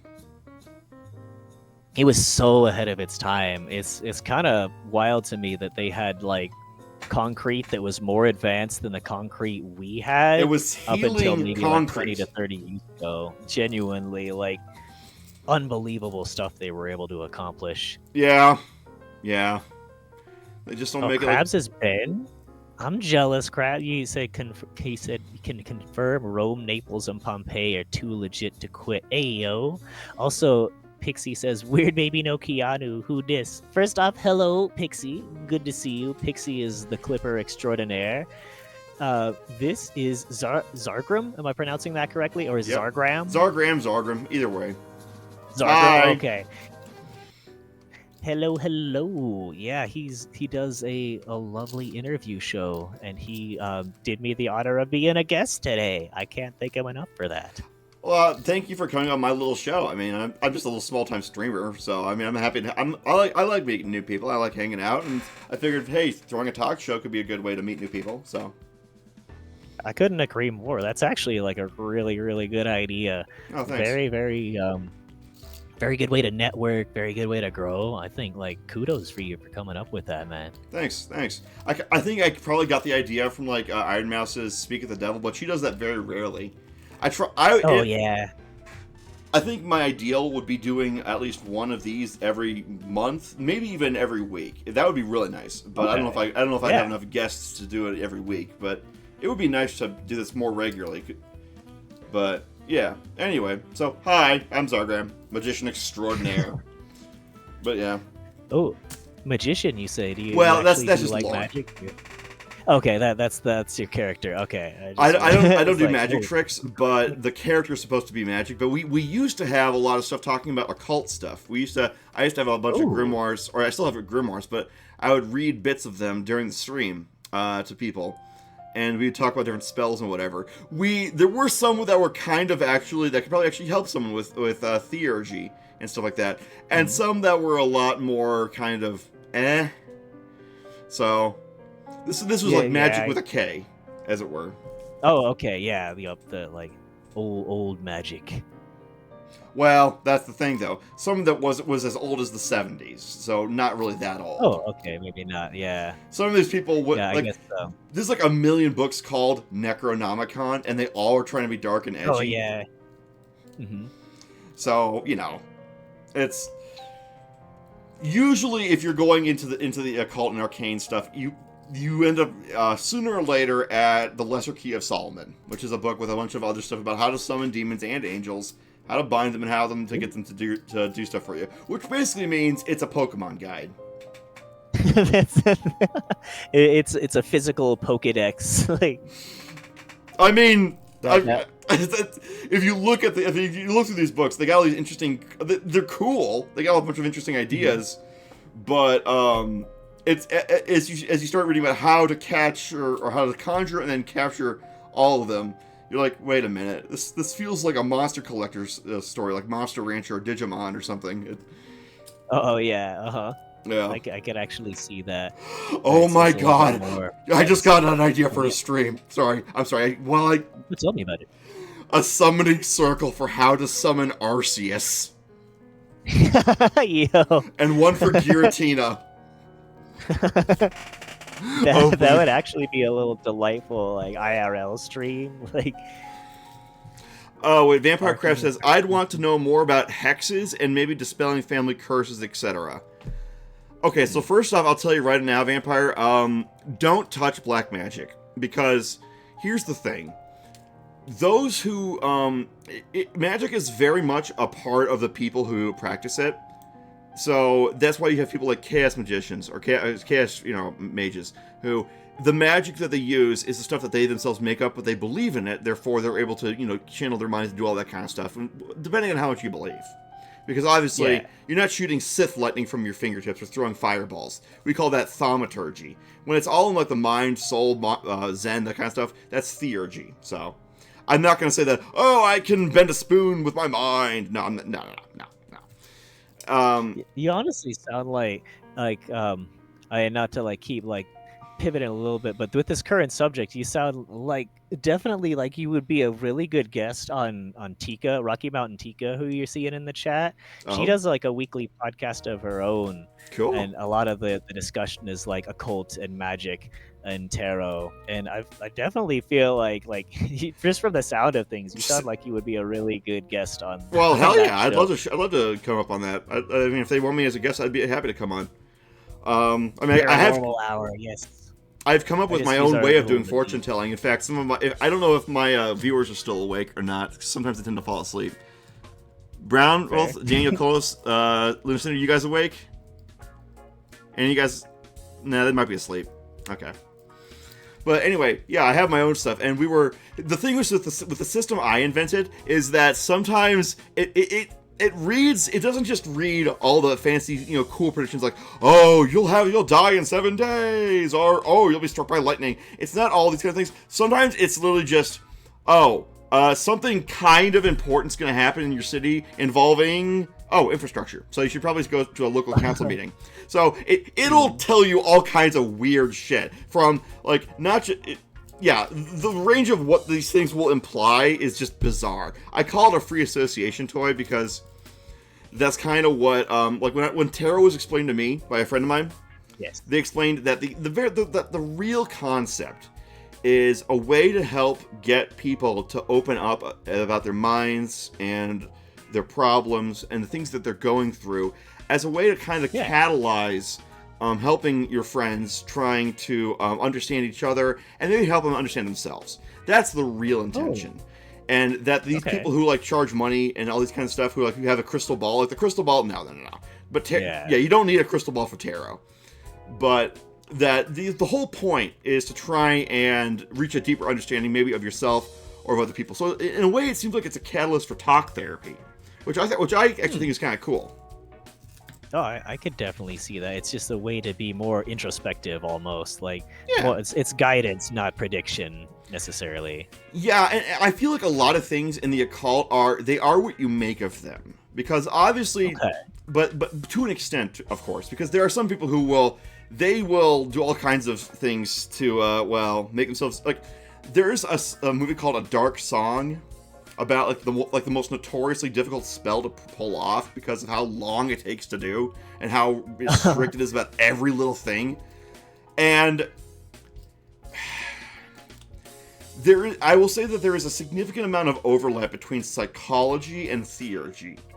And the more you understand about psychology and about how people think, what you can do to yourself and stuff, the more some parts of theurgy might make sense. But big with a capital B, that doesn't necessarily mean it's wrong for someone to be into the occult, because if they have a positive relationship to it, if it actually helps them and it's not like ruining them life, they're not destroying themselves with it, then is it really so harmful, so to speak? But yeah, there's a reason why no one who is like serious about the occult or arcana actually will touch black magic, because you pay for it. You really pay for it. I believe it. Like I feel like it seems like the kind of thing, not black magic, but maybe like the occult in general is like you want to it's worth exploring if it's additive, not if it's actually like taking from you, which it sounds like the black magic thing might be more like making you lesser. But like you kind of you get what you bring to the table. But also, as a quick little thing, because she says she gotta go, Pixie just reached a 60 watch streak. Holy cow, Pixie! Thank you so much. I really can't believe you would stick it around and stay consistent for so long. So I just wanted to say thank you. 40 more, and you get the rat added to the start screen. So you are well on your way. But thank you a million. I appreciate that. Nice. Way to go, Pixie. But yeah. Listen, yeah, she's. Oh, go ahead. Sorry. Oh, sorry, I was just saying she's killing it. You're good. Go ahead. I didn't want to interrupt your thought. I just saw that she had to go, so I wanted to thank her so much for the 60 watch streak. That's big. Yeah, totally. So yeah, basically the occult and magic, it in many ways, I've talked to people in the occult community and stuff like that online, and it's often described as like custom religion. Like that's the vibe I got when I was talking to the greater community, was that it's kind of like people who like make custom like hot rods and custom cars, that they're always trying to find out what works, what speaks to them, what doesn't speak to them, and it's almost like you're doing that for your own spirituality in a sense. That's like the theurgy part, because thaumaturgy, if we could cast the fly spell on ourselves and make ourselves fly around, I'm pretty sure that would be on the news. But yeah, don't I wish? I can send you a pomade runic talisman. Interesting. Oh. But Alice, did you remember to charge it? That's the question. Some people will just say, "Oh, I'm wearing my talisman." Okay, did you charge it recently? No. Okay, well then that's on you. I mean, that's something I'm not even aware of, that was a thing that needed to be done. Magically charging your phone. Oh, I see. Okay, that makes sense. An energy transfer, so you're actually getting what you want to get. Yeah, but in a way, it's also like a way of saying, are you actually taking care of yourself? Are you actually like keeping up on your self maintenance and stuff like that? Are you actually doing the things you're supposed to do, or are you just holding on to an object and just hoping that everything is going to be fine? Because you can hope as much as you want, but sooner or later you gotta do something. You know what I mean? And that makes sense. And to some extent, it seems like what they say in the book Weird Sisters by what's his face, Terry Pratchett, that what one of the witches says is that the more you get into the craft, the less you want to use magic, because it's like, do I really need to do it for this? Do I really need it right now? Do I need to do it in this way? I mean, because you could do it. You can, yes, but it's not a lot. Some people might say that it's like you can use it for all kinds of stuff, but I don't know. Maybe I'm a minimalist, perhaps, in some way, but I don't know if people necessarily need to use it for everything that they could bring up. Because sometimes people say, "Oh, I'm worried about all these kinds of things." Well, maybe you don't need magic. Maybe you just need someone to talk to. Maybe you just need to, find out what's really bothering you. Yeah, no, I could see. Kind of like brings back to like what we were talking about earlier. Like sometimes you could just get caught up in yourself so much, but what you really need is to like share what you're going through with others. Like talk to people and externalize. Oh yeah, get out of your own head, as it were. Because Yes, believe me, the exactly. mindscape can be a scary place to the people who live there. I can imagine. Definitely been to some not ideal places myself, but things have been going very well for a while, and I'm hoping it stays that way. Yeah. It's nice to find a good groove to coast through. Sometimes though, you find rocks in the groove and you get bumped out of it, and that can get annoying. True. Hmm. That makes sense for sure. Hey Rocky, maybe you can help me on this person's question. Wait. Charging in the window. I think, because there are some schools of thought that use a lot of stuff involving stars and celestial bodies, like the sun and moon, as well as stars themselves. I don't know if you're into astrology or not. If I'm not mistaken, I might be wrong about this. I think that an armillary is an object, like a functioning one that actually moves around and helps you keep track of constellations and stuff. Could be a beneficial tool for tracking different phases of the moon, as well as when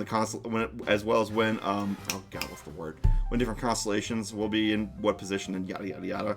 So if you're into that kind of thing, you might need an armor. You could benefit from an armillary. You don't need to have one. You might even be able to have an app about it. But some people really swear by using celestial bodies. Some people that really helps them. Some people not.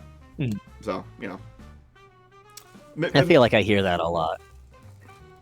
Yeah. Some people are really into astrology, some people are not. I mean, there's all kinds of sub-schools and schools and approaches and philosophies and doctrines in arcana and occultism. In fact, there's one, I think, that's called, is it Hermeticism? No. It's not the Golden Dawn. It's not that. It's not Gnosticism either. It's there's the Kabbalion. Yes, I think it's the Kabbalion, where it's all about the as above, so below. It's almost like Taoist in how it keeps approaching about how that which is above, there must also be a negative version of it as well. I don't know if I ascribe to the Kabbalion, but I have a copy on my bookshelf. But it's interesting at least. Sorry, we are getting very off topic. Hey, it's fine. I mean, I guess we don't, if we got a structure, you need to have some structure. But like, I'm having fun just kind of shooting the shit. This is usually what I do on my streams anyway. Like on my Tuesdays and Thursdays, I play my favorite JRPG, which is this series called Trails, with the particular arc called Trails in the Sky. Oh. And the folks in my chat call it Derails in the Sky, because I think I spend, out of my 3-hour streams, maybe 30 minutes playing the game, and then the rest of the time we're just kind of talking about whatever anybody wants to talk to. Like, is exactly as Crab says. I love that idea. I love that, because I just sent you something for later in the stream, but But I love that, because I would love to do just chatting streams where I just talk to my viewers. But honestly, my viewers tend not to be very chatty, so they don't like to post much. So I think they just like to listen to me. Maybe just like the sound of that sultry voice. Sultry voice. That's the first time I ever heard that about my voice. But anyway, but yeah, I'd be very interested to talk to Rocky about their show and stuff. Yeah, let me post a link. I've got a command for it, but it looks like that only posted it in my chat. Let me link it so that it shows up in yours.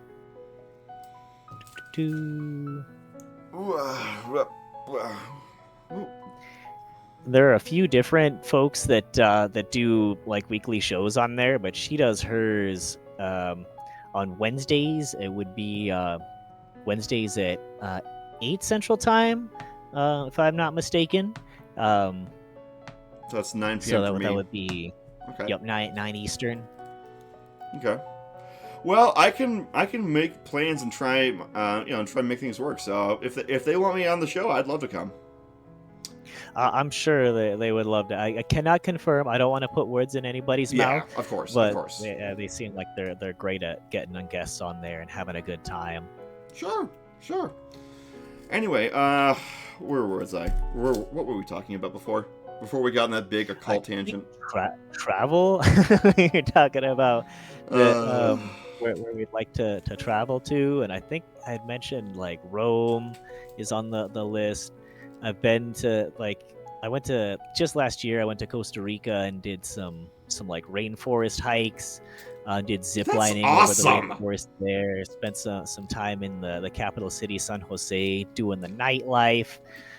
Costa Rica is a beautiful, beautiful natural country. Like I couldn't recommend it highly enough. I am biased because that's where my dad's from, so I have a lot of family out there with a little bit of like an in. But I saw so much cool stuff, especially if you like the wildlife and bugs. Just like so many Wow, cool different bugs. You saw like bats and different birds. that's so cool. Did a riverboat tour and saw a ton of crocodiles. Those things are huge. Like my goodness, Yeah, nothing close to a living dino. yep, yep. I believe it. That's awesome, man. I feel that's awesome that you're can go to Costa Rica and stuff. That's good for you, man. That's awesome. No, So, thank you. something I wanted to bring up. You said you like to roast bad movies. Is that right? When possible, yes. I we watched just last week in my friend Flowers server. We watched Cowboys and Aliens. Oh God. The I think it was like a 2012 movie. It came out like right after Iron Man 2. It was Oh directed by yeah, I John remember Favreau. those trailers for that shit. Yep. Oh yeah, that movie is bad, but so entertainingly so. The big hook that you find out is that aliens are invading the planet Earth during the Old West because they want gold. Like that's the hook of the movie. It's literally Wow. your Wow. typical Western villain, and That's amazing. it's got a great cast, which is one of the like big bummers about it. It's got Harrison Ford, it's got Daniel Craig, it's got the star of another notoriously horrific movie that I actually watched with Tika once to roast. But the kid who plays, I technically pronouncing his name incorrectly because it was pronounced different in the movie, but the kid who plays Ong in the Avatar: The Last Airbender live action M Night Oh, Shyamalan you mean movie, Aang? Aang. Yeah, yeah, they call him Ong in that movie, but Oh it's right. Aang. I never saw the movie because Yeah, everyone said it was terrible. they change the pronunciation of everybody's name, so instead of Sokka, it's Soka. Like it's genuinely a terrible movie, but also entertainingly bad. Like it's one where you can watch it and just roast it the whole time, but also I would never recommend anybody watch it for any other purpose other than Okay, to so belly laugh. you're talking about what I use I use something called the Jello Apocalypse scale. There's a guy who he used to be popular on YouTube called Jello Apocalypse. He had a Yeah. parabolic scale where in the middle is 0, and then there's -10 where the parabola goes up, and then there's +10 where the parabola goes up, because you can enjoy movies ironically. So there's the Oh parabolic scale. yeah, There's also the old-fashioned linear scale where it's like S, A, B, C, D, E, F, all that stuff. the classic. Right. So I know a movie that I don't even think. I think it would be a fat 0 on the parabolic scale, and would absolutely be an F with an Oh, F on the linear scale. I just sent the IMDb page to you. I that after encourage you last season. after last season. Yes, this movie had a budget of $5 million at the time, and Oh, so in 2009, that was like a cool 12 mil. something like that. And at the time, It doesn't use a real MRI machine or a place or even a stunt MRI machine. They made one out of paper and masking tape for the thing. What? The lighting is wrong. The audio is wrong. The sets are done bad. The costumes are done bad. The blocking is done bad. The acting is terrible. Writing is terrible. Everything about this movie is done badly. Everything. And I'm assuming it's one of those ones where it's not trying to be bad, right? Like it's sincere about it. It was absolutely trying to be good, and it is absolutely abysmally horrible. Like, just if you want to see how far the pit of hell of movie hell is, then that is the 9th circle of hell. That's where the rabbit hole ends, right there. I cannot think of other than Cannibal Holocaust, like a bunch of those banned snuff flicks. Oh yeah, the like older, like, yeah, absolutely. But I'm gonna put this image up on the screen because everyone always says like The Room is the worst movie ever. No, it's not. It's not. You can ironically find, like, entertaining, but also yes, it's dreadful. But yeah, you can be entertained by The Room. You can find enjoyment out of The Room because the acting is hammy and funny, and there's actually decent set design and actually decent lighting, and the audio mixing is fine. After Last Season does not have such luxuries. That's so sad. And it had a budget of $5 million. That's what's crazy. Like, I mean, like, you got movies right now, like Obsession, I think, is kind of taking the box office by storm right now, and the budget for that is like $750K. So you don't need a big budget to make a smash hit movie. That's just really, really so sad. Here's something. I'm not even a filmmaker. At most I've done was like some playwriting in college. I've done some writing too. I'm not even a filmmaker, and I could make a better movie for $5 million as a producer. Oh, I have no doubt. Just even based on the conversation we've had, like, I'm seeing some like images from After Last Season on Google. I just pull it up on my phone, and like, it looks weirdly sterile. It definitely looks like it's trying to be sincere, but like, oh my goodness. Yeah, that MRI machine. I see the MRI machine you were talking about. Made of paper. Yes. Why? If you want to roast the worst of the worst, the absolute Asmodeus Satan beta, well, actually, Asmodeus and Satan, different people. But anyway, the point is, if you want to see the worst of the worst, go for this one.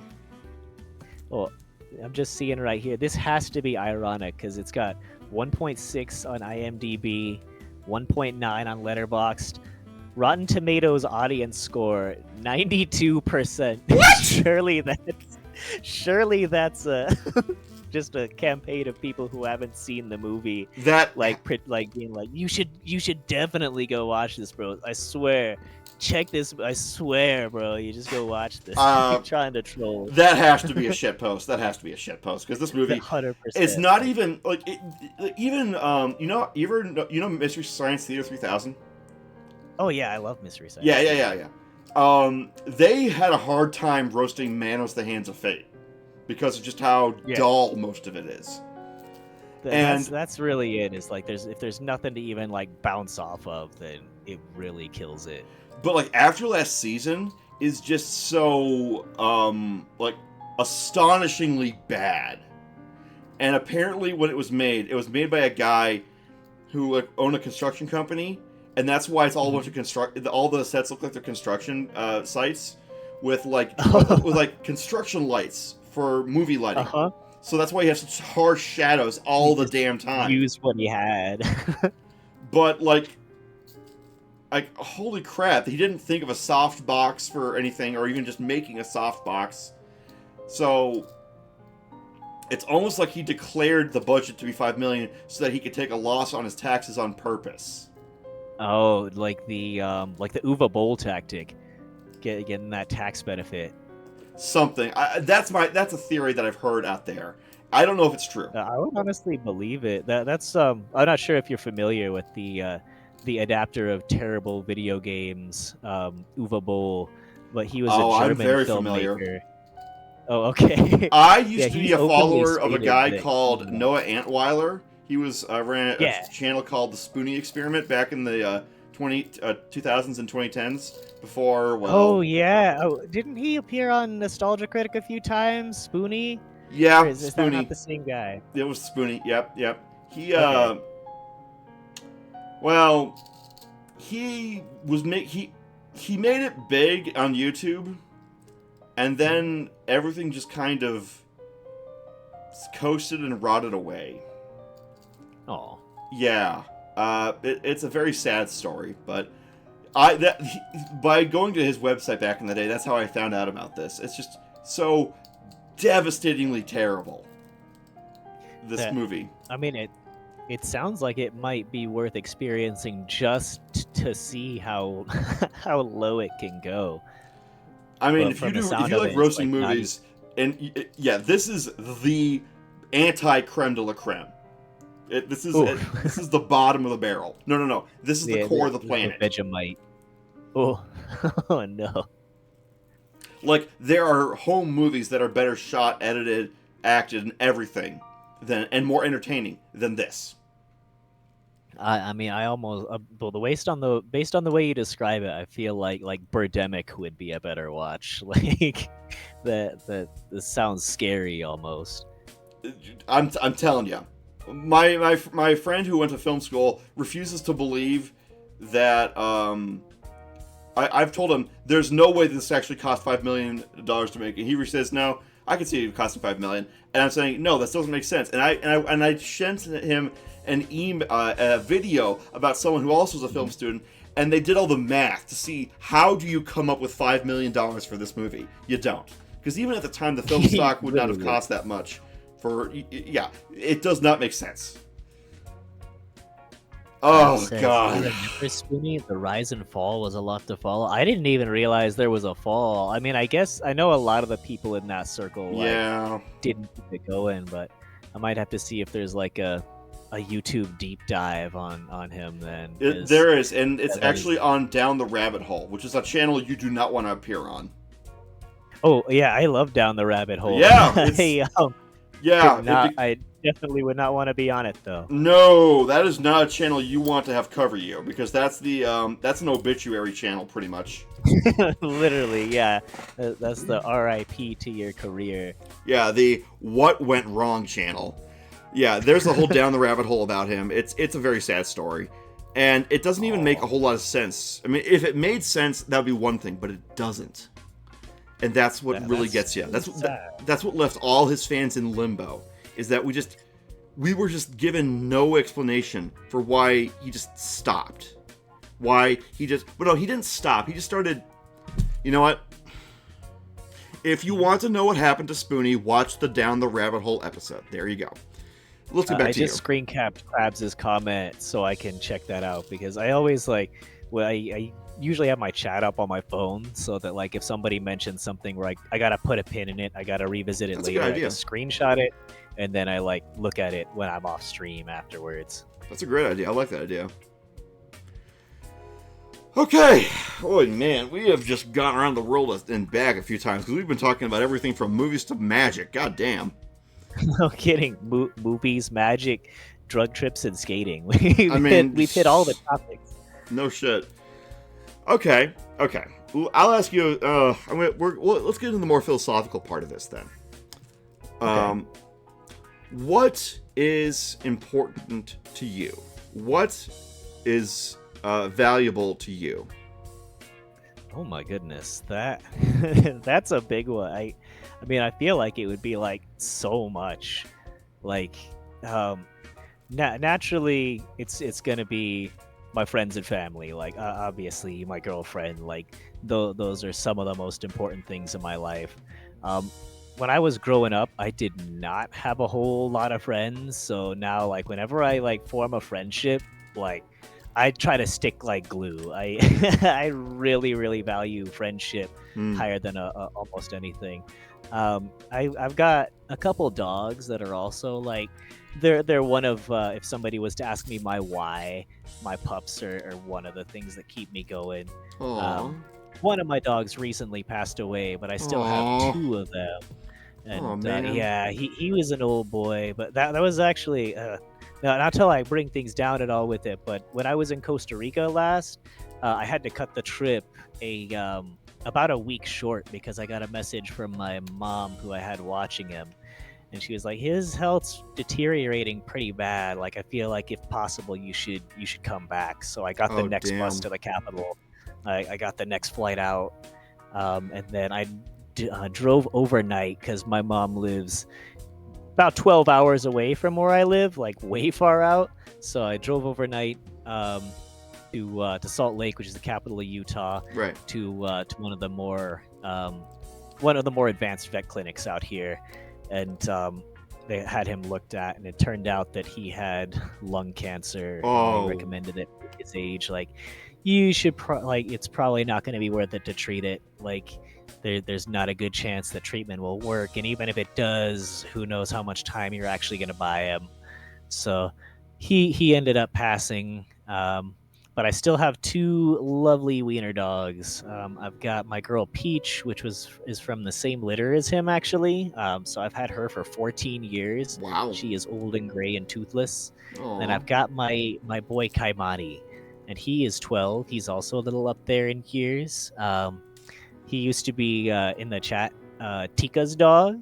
I inherited him, and he's my little buddy. He is attached to me at the hip, like actually sleeping next to me right now. Oh, that's adorable. And then so my dogs, my friends, my family, and then my business for sure. Like I think a lot of it is just like I really have been driven to be independent and not having to like rely on other people for my income. Mm. So that's been a big freeing thing. Also, like I can take days off or like take a vacation without having to have it improved. No blackout dates on when I like can go out of town. So that's been really freeing. So that's a huge one as well. It's just like my independence, absolutely. Mm. And I mean, of lately, over the last year, my stream has been huge. Like I've met so many cool new people, made so many great friends that I do consider like genuine like friends who I would like go to bat for through this platform and through Discord. So I got a few different things that like I value pretty heavily for sure. Cool new people and friends hype. Yeah, let's Exactly. go. Exactly. We Okay, love it. I get you. So I'll ask you this then: Yes. what do you stand for? Like, in terms of values, like, what are concepts or ideas that you feel that, like, what are things you're willing to compromise on? What are things you're willing to bend on? And what are things that you remain solid and resolute on? That's a big question and maybe a tough one to come up with off the cuff. I feel like um not to be even like maybe stereotypical in the answer, but one of my biggest values is truth. If somebody asks me a question, I will answer it wholeheartedly, truthfully. Like I cannot stand lying in any concept. Like I really like I know some people have the idea of like you might lie to like preserve somebody's feelings. I think, and this might be like a silly person to go to for this quote, but to quote Beyonce, "Hurt me with the truth, don't coddle me with a lie." And I Ooh, would much rather have like be hurt by what is real than live in a fantasy I world. totally agree with you on Um, that. and then another big one is love. Probably also like a stereotypical thing to say, but I try to love everybody from every walk of life. Like I try to accept everybody for who they are. I just absolutely like I never try to yuck anyone's yum at every level. Mm. And I just really appreciate like my fellow human being. I um I really like that. Might be one of the things where it also comes into like what I am against is when people like feel like they need to dictate how other people think or feel or should act. I generally don't stand for that, because I'm just a believer that everybody is different. Like the Forrest Gump thing, like if God wanted us all to be the same, we'd all have braces on our legs for us. Like, and I think Mm, all our own individual quirks and what makes us unique is to be loved. mm. So that's a big one for me, is that I like to accept all people as they are and for what makes them them. I can definitely get down with that to an extent, to a point, but I do have some limits. Like, well, for people who are like, well, I'll just say, for people who are like statutory rapists, or people who are Of like course, like murderers, or things to do with stuff that is genuinely evil or toxic or things like that. Those are things that I am definitely going to yuck that quote unquote yum, as it were. And I'm no, definitely, for sure. yeah, I'm not going to stand for that. But I understand where you, but for like 80% of people, yeah, I totally get where you're coming As from. long as somebody else's it's as long as somebody else's way of living life is not getting in the way of somebody else doing their own, which Right. would also like, Yeah. yes, like how Yeah. like rapists, murderers, like anybody who's like fighting like against personal freedoms of others. Right. I think that is to be disdained. Yes. Support all choices unless your choices negatively impact others. Exactly as you say, And Tika. I kind of agree with what Rocky Mountain Tika is saying there. But here's the philosophical problem though is, and they touch on this in the sitcom The Good Place, is how Good do show. we measure impact on other people by our choices? Because there's direct impact, which to an extent you can kind of chart out, kind of.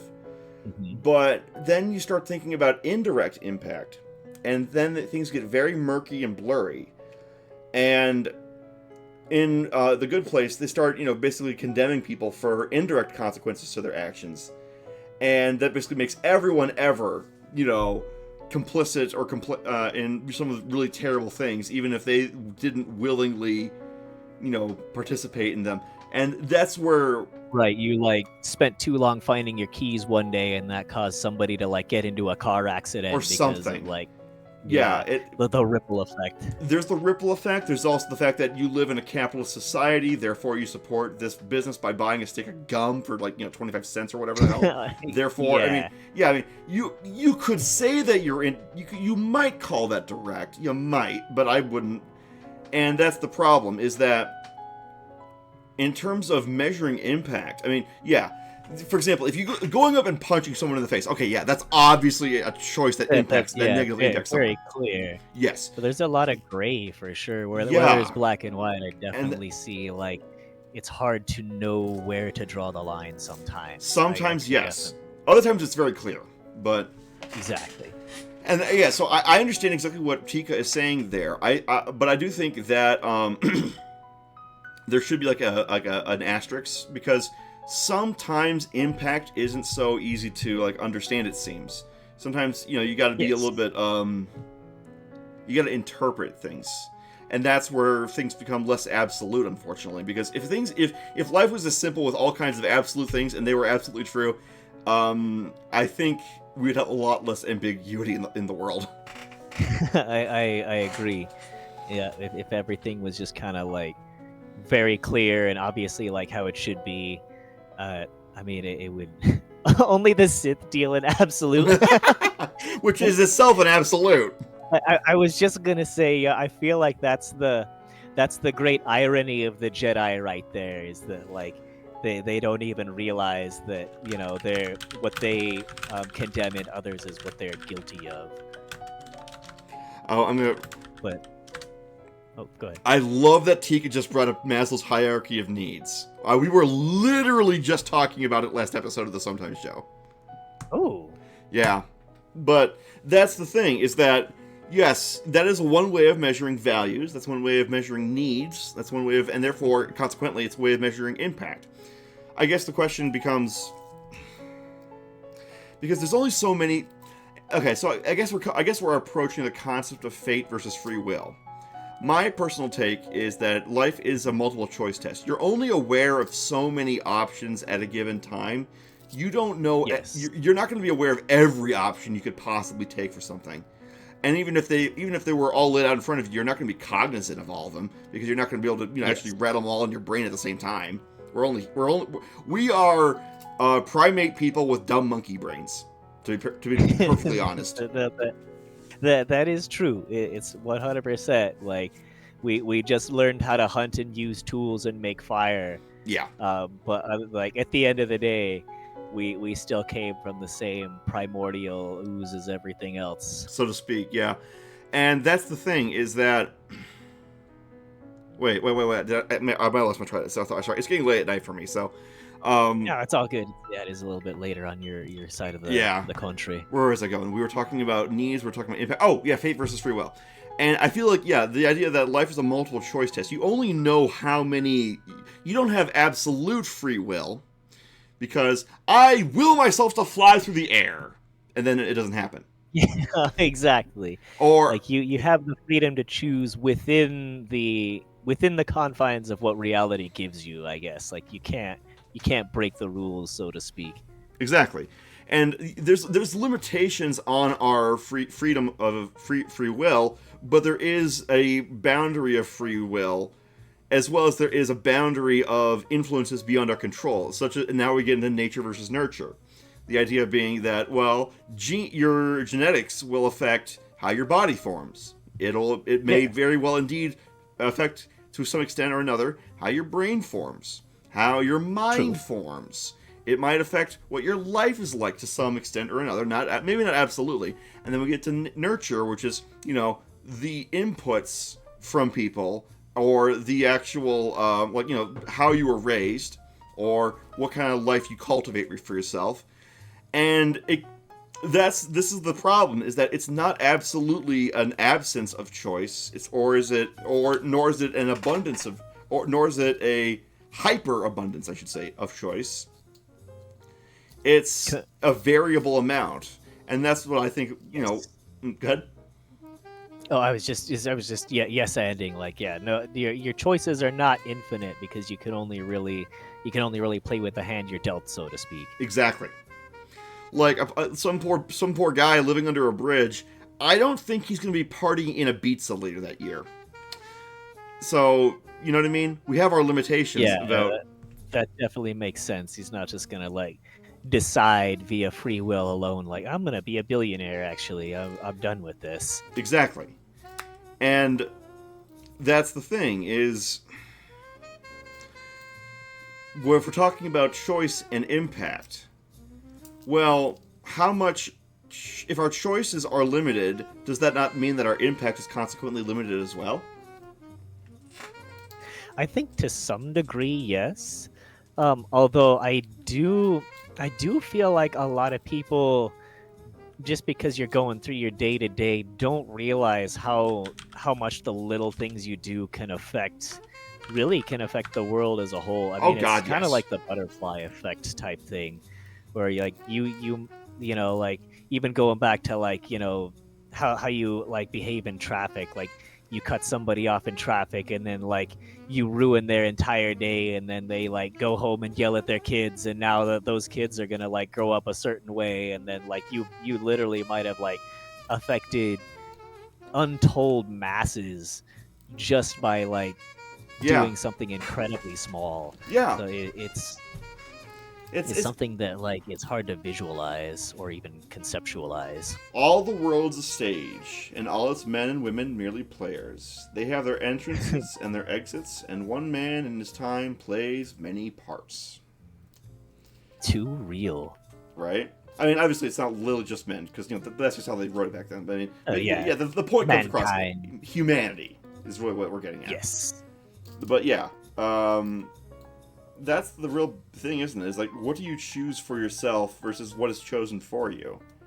And if you're a Nietzsche type of person, you're going to think, oh, well, you can just beat your submissiveness into submission and just will yourself to be better, which I'm not sure I completely believe, because obviously if you have the chemical imbalance in your brain, then that's going to probably affect a lot of things. Mm-hmm.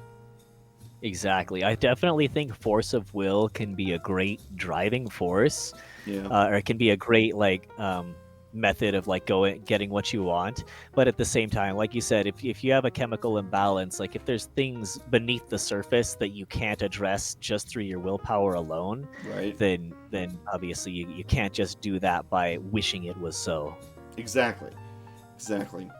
And that's why T- I kind of really respect, I kind of envy your drive, because I have a lot of drive to do a lot more with, with my own kinds of affairs and stuff like that. But for some reason, I keep getting just really tired. Like even now, just talking to you like this is just we're using up my spoons, as it were, and I can only do that oh for so yeah, long. no, Like some the people can, social battery and the mental yeah, capacity, like it's a lot. yeah. And for some people, they can go for like 8 hours. I'm lucky if I can make it 3. And I just feel really bad about that. But I just have to remind myself that I have my own limits and other people have theirs.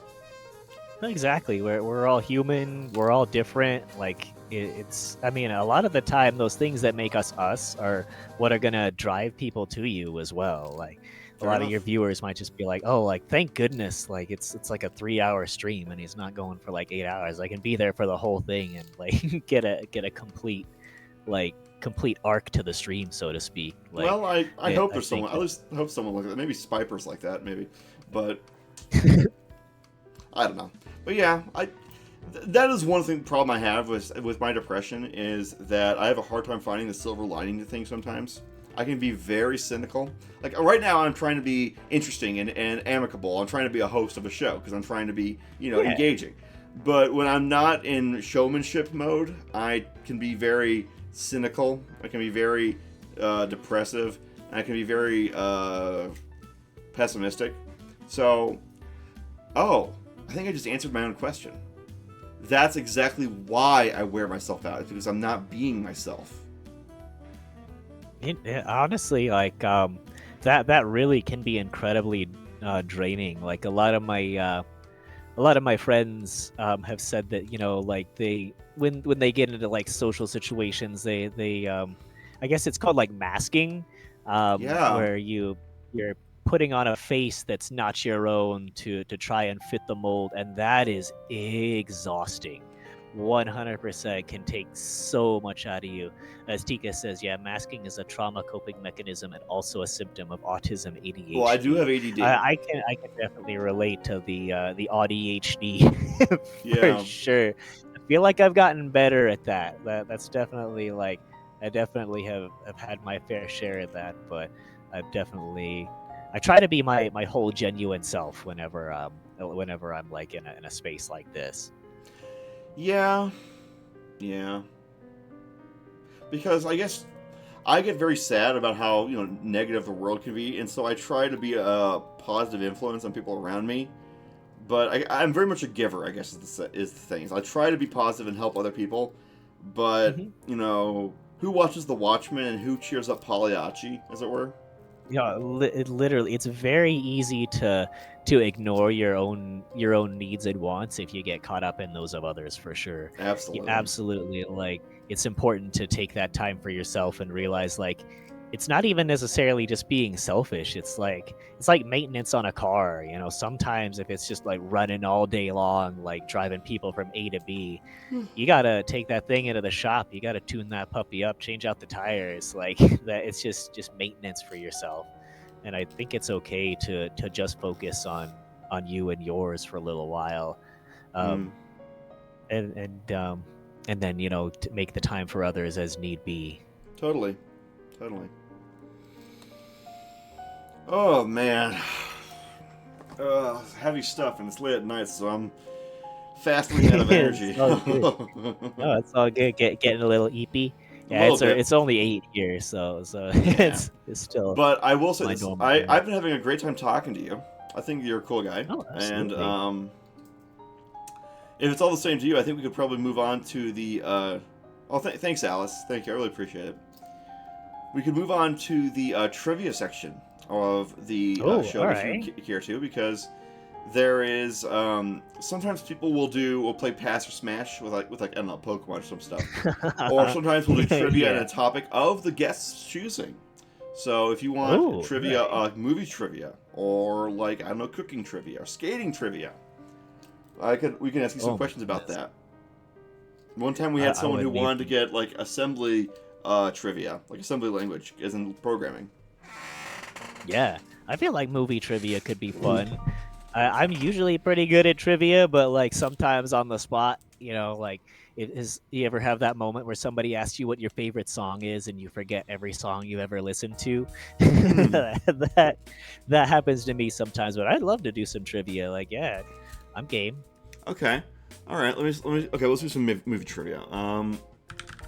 Tika says, "Can can we play?" I'll try to like not look at chat.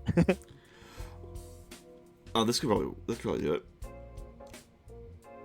I would Alice like a says- pass or smash asked by you, Zargrim. I bet you could give me interesting choices. You know what? It seems the audience wants us to actually engage with them on this, so maybe we should. Here's a question: should we do movie trivia, or should we do a pass or smash for, let's say, what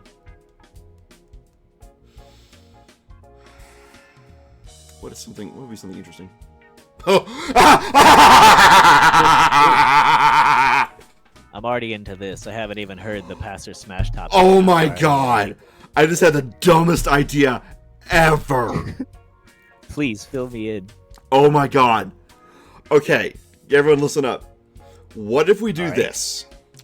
What if we get the Lesser Key of Solomon, a grimoire about summoning angels and demons, and we go through the sigils in the book, and we do pass or smash based on the sigils we see?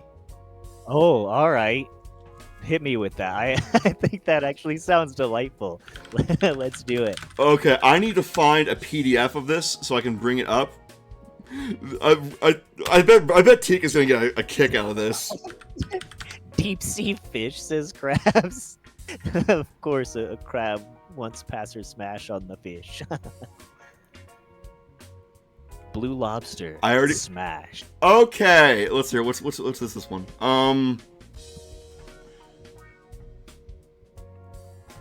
No, that's not one of the demon circles. That's even before the preface.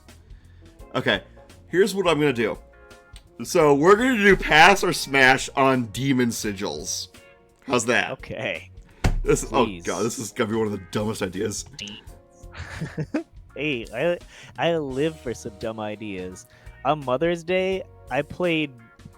It only took like an hour to play through the whole game, but I played the fucking Bluey games. So I love bad ideas. I feel it, man. I feel it. Okay, let me see if I can find. I want to do the. Perfect. Perfect. Yes. Okay. We are gonna do pass or smash, based on the Lesser Key of Solomon. Oh my god. I feel like we should have the It's Always Sunny in Philadelphia moment, like Zargrim and McTwiston play pass or smash with a bunch of demons. Title card. Unironically, we might have just come across a sentence that's never been uttered before. we I feel might like have. We fucking might truly have. original content. Okay. Window capture. That ought to do just fine. Select a window. Okay. So now I need to crop. I need to crop this thing real quick. So, All right. hang on a second. Yes. Okay. So.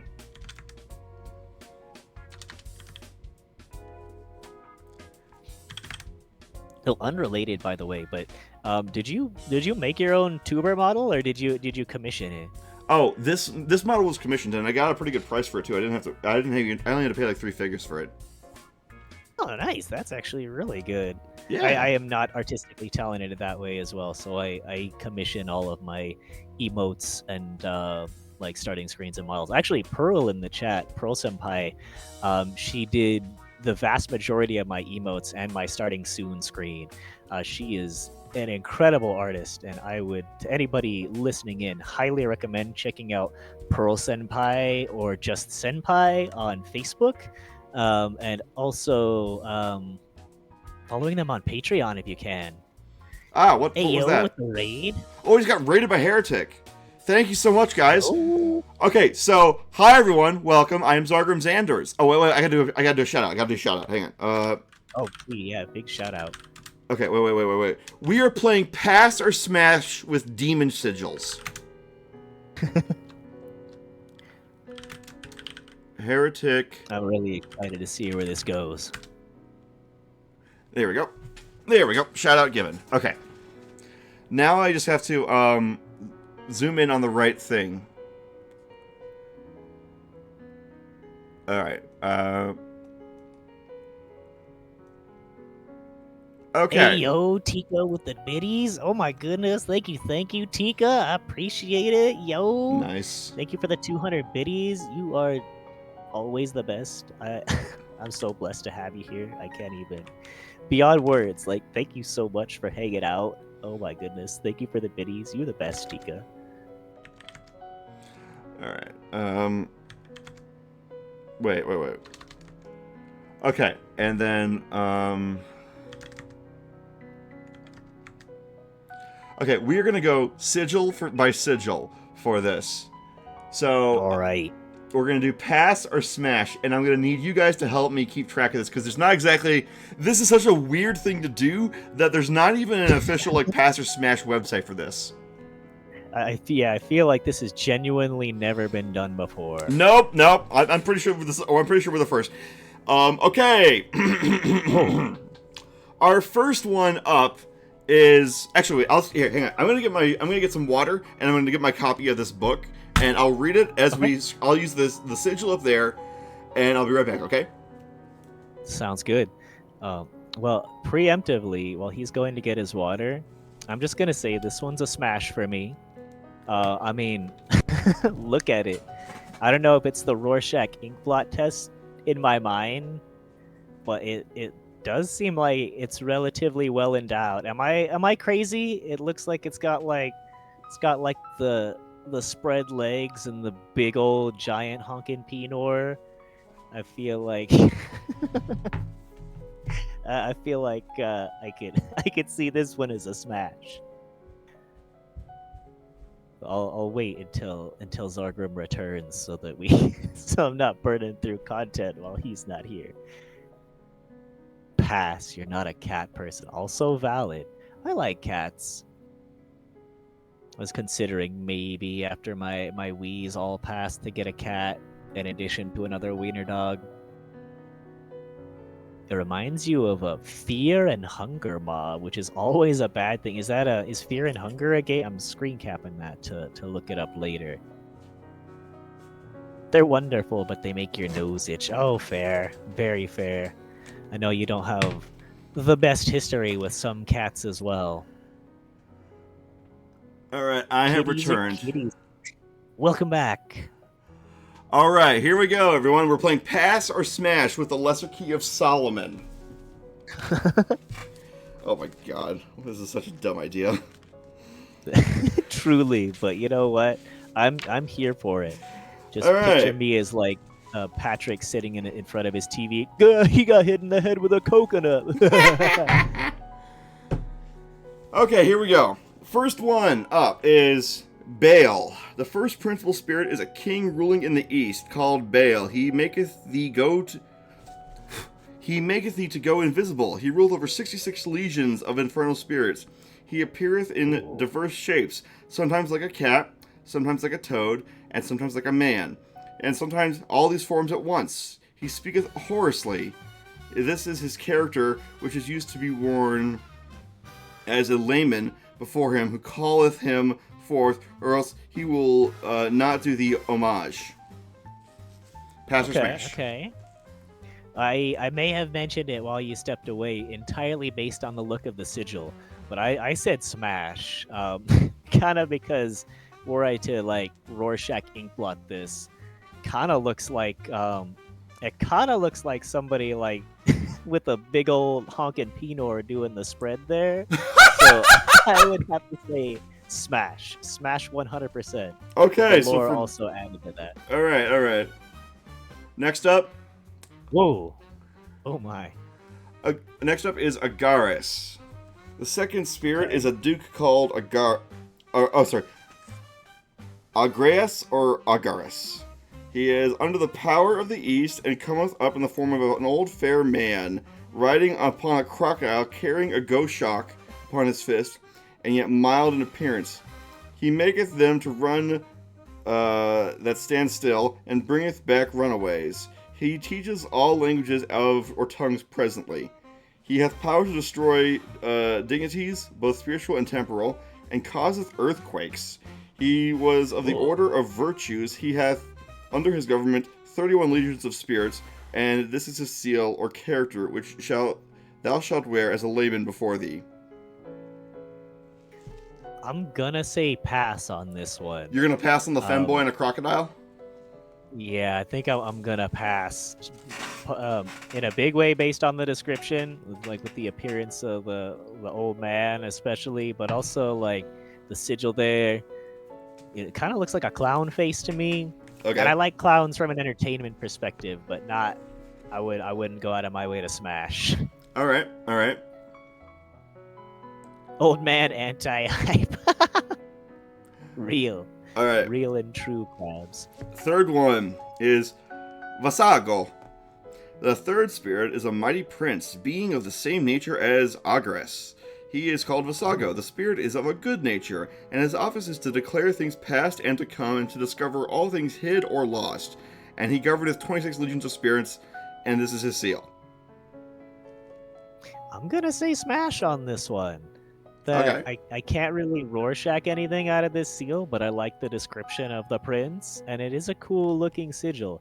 Also, I am wholeheartedly in agreement that the last sigil looked like Pot of Greed. That was definitely coming to mind. Oh, I could see a scarab with that. Absolutely. Yeah, I can see like his little mandibles. Okay. All right, we're moving on. All right, next one is... Wait. Yeah, okay. The next one is Samagina or Gamagim. The fourth spirit is Samagina, a great marquis. He appears in the form of a little horse or ass, and then into a human shape doth he change himself at the request of the master. He's a horse furry. Or donkey furry. He speaketh with a hoarse voice. He rules over 30 legions of inferiors. He teaches all liberal sciences. Oh, this guy teaches poetry. He also teaches like women. He teaches women and gender studies too. And giveth account of dead souls that died in sin. And his seal is this, which is to be worn before the magician when he is invocator, etc. This is the liberal arts demon. I think I'm probably gonna pass on this one. You're passing on the liberal arts professor? Crabs. I could see like this looks like someone wearing a propeller hat. I mean the personality does sound kind of appealing, but I think I'm passing this one. Okay. Now it says smash or start demon. Also I think either answer is quite valid there. Bugger. Okay, I need to actually adjust the thing. Hang on. All good. All right.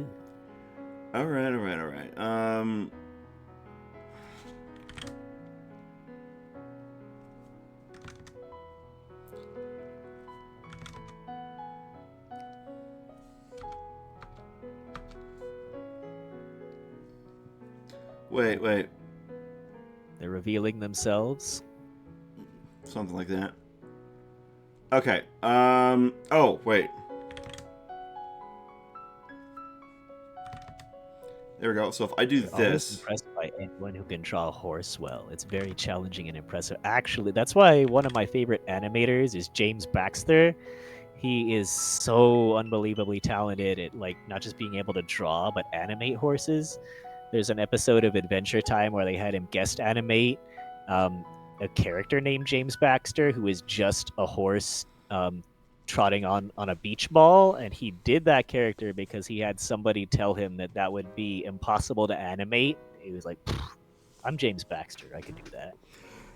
Yeah. Hey, Beck Santos, we are doing we're at the end, near the end of the show, and we're doing pass or smash based on demon sigils from the Lesser Key of Solomon.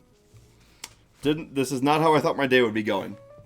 I could never have predicted this. No. Okay, this one is called... Oh, whoops, I missed one. This one is Marbus. The fifth spirit is Marbus. He is a great president, and appeareth at first in the form of a great lion, but afterwards, at the request of the master, he putteth on human shape. He answereth truly of things hidden or secret. He causeth diseases and cureth them. Again, he giveth great wisdom and knowledge in mechanical arts, and can change men into other shapes. He governeth 36 legions of spirits, and his seal is this, which is to be worn as aforesaid. So, as a lion furry who's a politician, but with a mechanical engineering degree. I'm smashing this one. I think I respect it. He's got a lot of legions underneath him. the lion sounds, like a pretty powerful symbol of strength. And 100% I'm in agreement with Krabs. This is definitely the sigil is like third leg. I'd see someone with a third leg wielding 2 battle axes. So I'm gonna say we smash. Okay. Moving right along.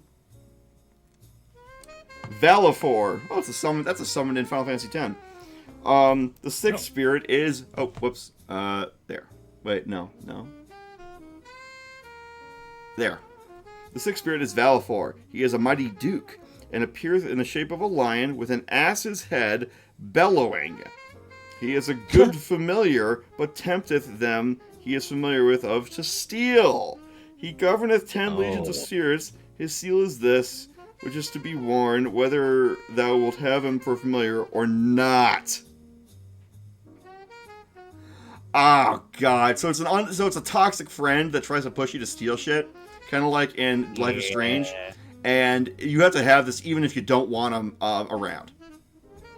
I feel like I feel like I got a pass on this one. Yeah.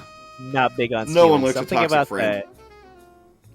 I agree. Something about that sigil. I couldn't tell you why. Maybe it's like the little bit at the end that looks like a clef at the top right, but it evokes jazz to me. I almost couldn't tell you why, but the sigil looks jazzy. All right. Okay, moving on. Amon. The seventh spirit is Amon. He is a marquis, great in power, and most stern. He appeareth like a wolf with a serpent's tail, vomiting out of his mouth flames of fire, but at the command of the magician he putteth on the shape of a man with dog's teeth, beset in the head like a raven, or else like a man with a raven's head, simply. He telleth all things past and to come. He procureth feuds and reconcileth controversies between friends. Oh, he's a peacemaker. He procureth feuds. Oh, he procureth. Good night, RNL.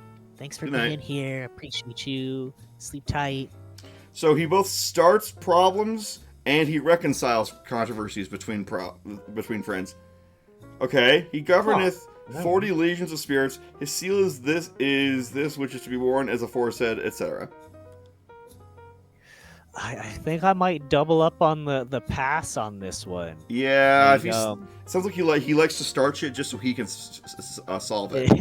Exactly. Yep. Yeah, I'm causing problems so that people can see me as the problem solver when I fix it. Yeah, sounds kind of toxic.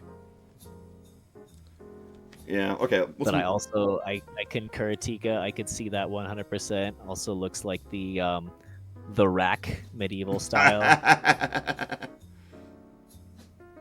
Come on, I want to get this thing centered nicely. Dang it. Well, okay, you get the idea.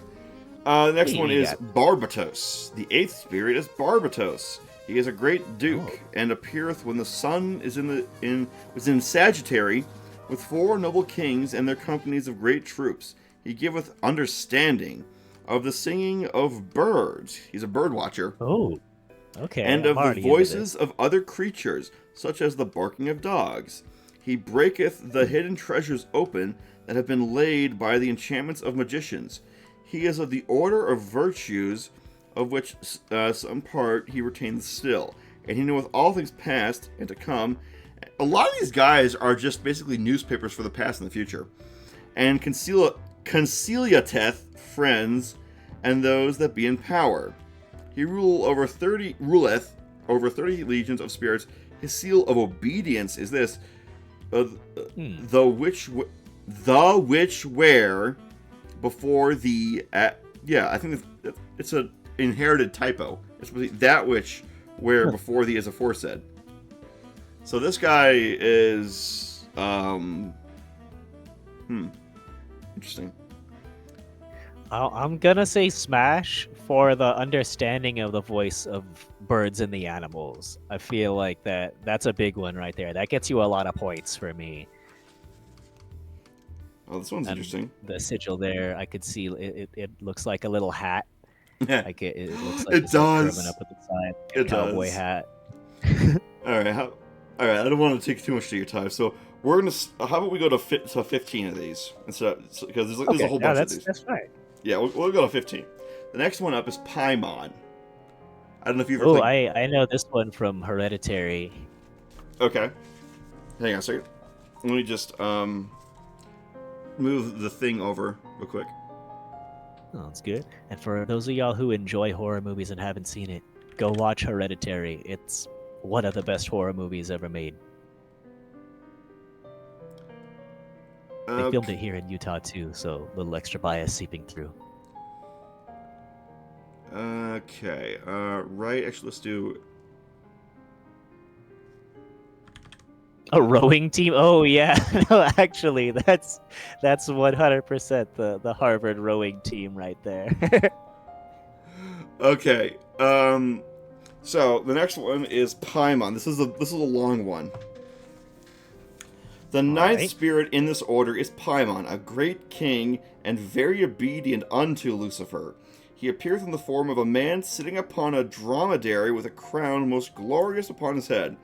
There goeth before him also an host of spirits, like men with trumpets and well-sounding cymbals, and all other sorts of musical instruments, capitalized for some reason. He hath a great voice, also capitalized, and roareth at his first coming. And his speech is such that the magician cannot well understand unless he can compel him. This spirit can teach all arts and sciences, and other secret things. He can discover unto thee what the earth is, and what holdeth it up in the waters, and what mind is, and where it is, or any other thing thou mayest desire to know. Is this whole thing about just who's the best people to ask shit about? It seems is this ancient Google? I mean, I am into that though. I'm already like, and maybe it's a little bit of bias from familiarity, but I feel like Paimon might be the biggest smash. Well, yet. We're not done yet. Oh, we got more. Okay. Oh yeah, I said it's a long one. We'll put a pin in that. I might change my answer before the end. And what might is he giveth or any other thing thou mayest desire to know. He giveth dignity and confirmeth the same.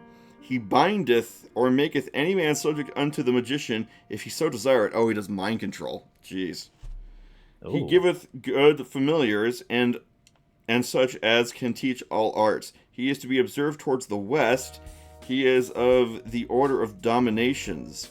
He hath under him 200 legions of spirits, and part of them are of the order of angels, and the other part of potentates. Now, if thou callest the spirit Paimon alone, thou must make him some offering, and there will tend him 2 kings called Labal and Abalim, and also other spirits who be of the order of potentates in his host, and 25 legions. And those spirits which be subject unto him are not always with them unless the magician do compel them. His character is this which must be worn as a layman before thee, etc.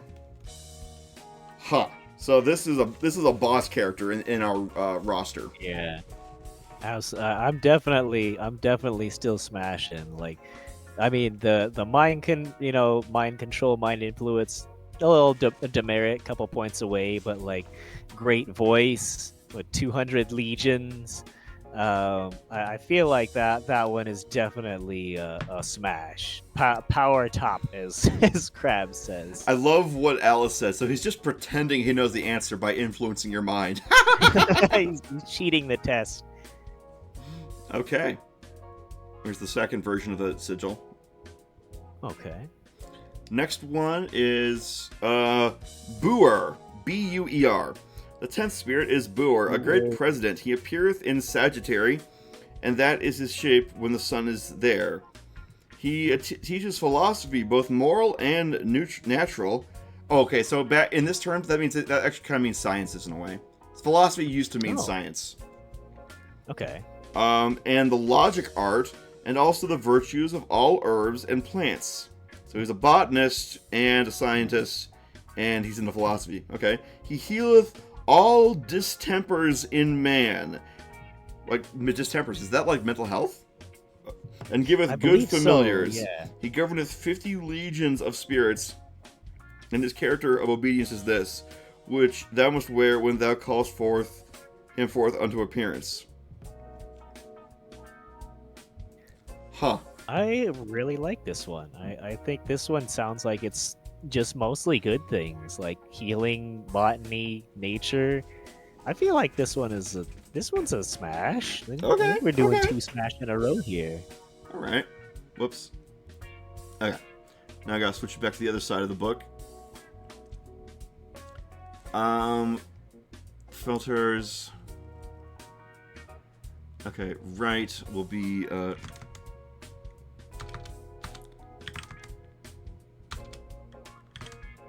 there we go. And the left will be no. Whoa, that's way too much. Let's go 850. No, 800 is fine. Okay. All right, next one up is Gusion. Gusion. The 11th spirit is in order is a great and strong duke called Gusion. He appeareth like Xenopilus. He telleth all things past, present, and to come, and showeth the meaning and resolution of all questions thou mayest ask. So many of these people, they just tell you, they just answer your questions. He conciliateth and reconcilieth friendships, and giveth honor and dignity unto any. He ruleth over 40 legions of spirits. His seals thus, the which wear thou as aforesaid. So this one will reconcile stuff between friends, and doesn't actually start shit. And seems to be all-knowing. I feel like this one is another, like, I think we're on a streak of smash here. Also, I totally agree with Krabs. It looks like one of the marble clicker clacker, like a Newton's cradle. Very much so. Kind of. Okay. Next one. Sea-Tree. S-I-T-R-I. The 12th spirit is Sea-Tree. He is a great prince and appeareth at first with a leopard's head and the wings of a griffin. But after the command of the master of the exorcism, he putteth on a human shape, and that very beautiful. So he turns into an extremely handsome guy. He inflameth men with women's love, and women with men's love, and causeth them to show themselves naked if it be desired. He governeth 60 legions of spirits. His seal is this to be worn as a linen before thee. Okay, so before, helping people fall in love, that was one thing. And then all of a sudden it turned into he can show you anyone you want naked. So they had us in the first half, not gonna lie. Might be a smash, but it's a smash with an asterisk at the end. It's like a one night span. They're gonna because anyone else who summons them can just show you someone naked, and they're the porn browser. Yeah, he's the hookup who then like shows your nudes to his friends without your consent. Like, yeah. So might need to rethink some of your smashes, guys. AI can do that anyway, says Dika. I guess that's Ouch! true. That He's like, stings. That he's stings. Grok. Okay, the next one is we're almost to the 15th one. Okay, Okay. the Beleth, Beleth. The 13th spirit Cool is name. called Beleth, or Byleth, or Billet. Let's call him Bill. Billy. He is a mighty king and terrible. He rideth on a pale horse, with trumpets and other kinds of musical instruments playing before him. He is very furious in his first appearance. That is, while the exorcist layeth his courage, for to do this he must hold a hazel wand in his hand, striking it outwards towards the south and east quarters, make a triangle, it shows a delta, without the circle, and then command him into it by the bonds and charges of spirits, as hereafter followeth. And if he does not enter the triangle, showing a delta again, at your threats, rehearse the bonds and charms before him, and then he will yield obedience and come into it, and do what he is commanded by the exorcist. Yet he must receive him courteously, because he is a great king, and do homage unto him, as the kings and princes do that attend upon him. And thou must always have a silver ring on the middle finger of the left hand, held against thy face, as they do yet before Amaimon.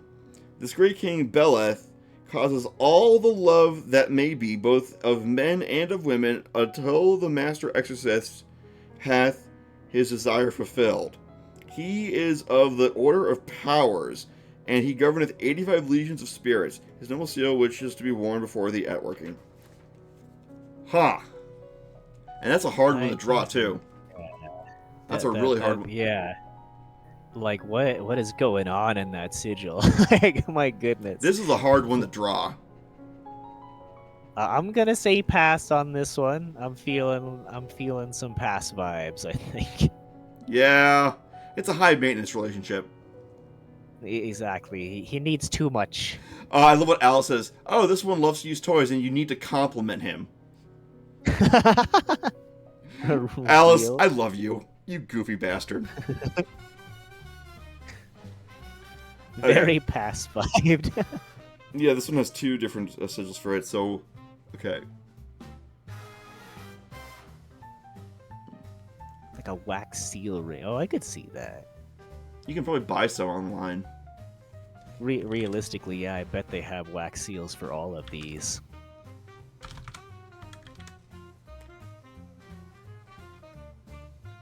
Okay. The next one is... Larage, or Laraika. The 14th spirit is called Larage, or Larai. He is a marquis, great in power, showing himself in the likeness of an archer clad in green, and carrying a bow and quiver. He causes all great battles and contests, and maketh wounds to putrefy that are made with arrows by archers. This belongeth unto Sagittary. He governeth 30 legions of spirits, and this is a seal, etc. Oh. So, they're an archer, but they're also kind of a dick about it. Yeah, they like really, really rub it in when it comes to the wounds that archery creates. There's two versions of I this feel sigil. like this one's a pass. Yeah. I'm thinking like demonic Robin Hood in my mind for the Yeah. visual. Yeah. I'm gonna say no. Yeah, here's the last one. We're gonna do number 15. This one's called... Oh, I like the look of this one. Okay. Eligos. The 15th spirit in order is Eligos, a great duke, and appeareth in the form of a goodly knight, carrying a lance, an ensign, and a serpent. He discovereth hidden things, and knoweth things to come, and of wars, and how the soldiers will or shall meet. He causeth the love of lords and great persons. He governeth 60 spirits, legions, his seals, dust, etc. It's a warrior guy. He's a warrior guy, but he also sounds like governs the love of lords, so he's a little bit like that meme of like leave the multi-billion-dollar corporation alone with the katana. Oh. I think I might pass just for that reason. I like the warrior aspect, but then I got pushed away right at the last second. Yeah. Yeah. So that's our 15th one. I guess we can call it there. All right. All right. So enough of, the celebrity demon dating game. Fair. That was fun. Right. Anyway. Ugh. So, in the last thing, well, first off, I want to say thank you so much for coming on the show. I had a lot of fun interviewing you. I hope you had Thanks fun. for having me. It was a delight. If you ever want to collab for a game stream or something like that, play some Peak or Repo or anything like That'd be that, fun. just reach out. That'd be fun. That'd be a lot of fun. Okay, but now the last tradition of these interviews is that the guest gets to pick who we raid. Oh, all right. Let me see if any of my homies are online streaming, because I don't know. Let's see. Oh, yes. Okay. Let me spell her name in the chat. I definitely know who we should raid. It's spelled. Her name is Tales of Tori. She's streaming right now. Yes, send it to me on Discord. Oh, perfect. I'll do that.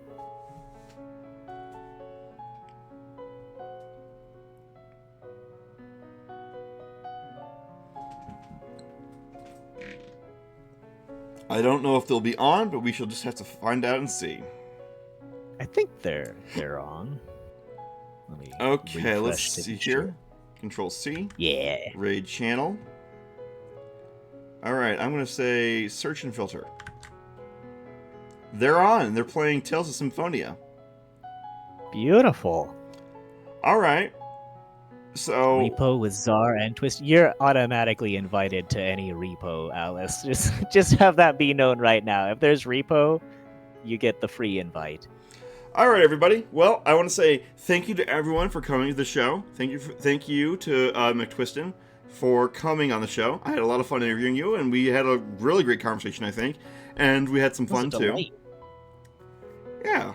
So, okay, we need to come up with a raid message. How about the raid message is this? Pass or smash on demon sigils. That's the raid message. Okay. Everyone grab that and copy it and get ready to paste it to post it when we arrive, okay? All right. I'm good with that. We're going to raid in 10, 9, 8, 7, 6, 5, 4, 3, 2, 1. Thank you and good night. Catch you later, y'all.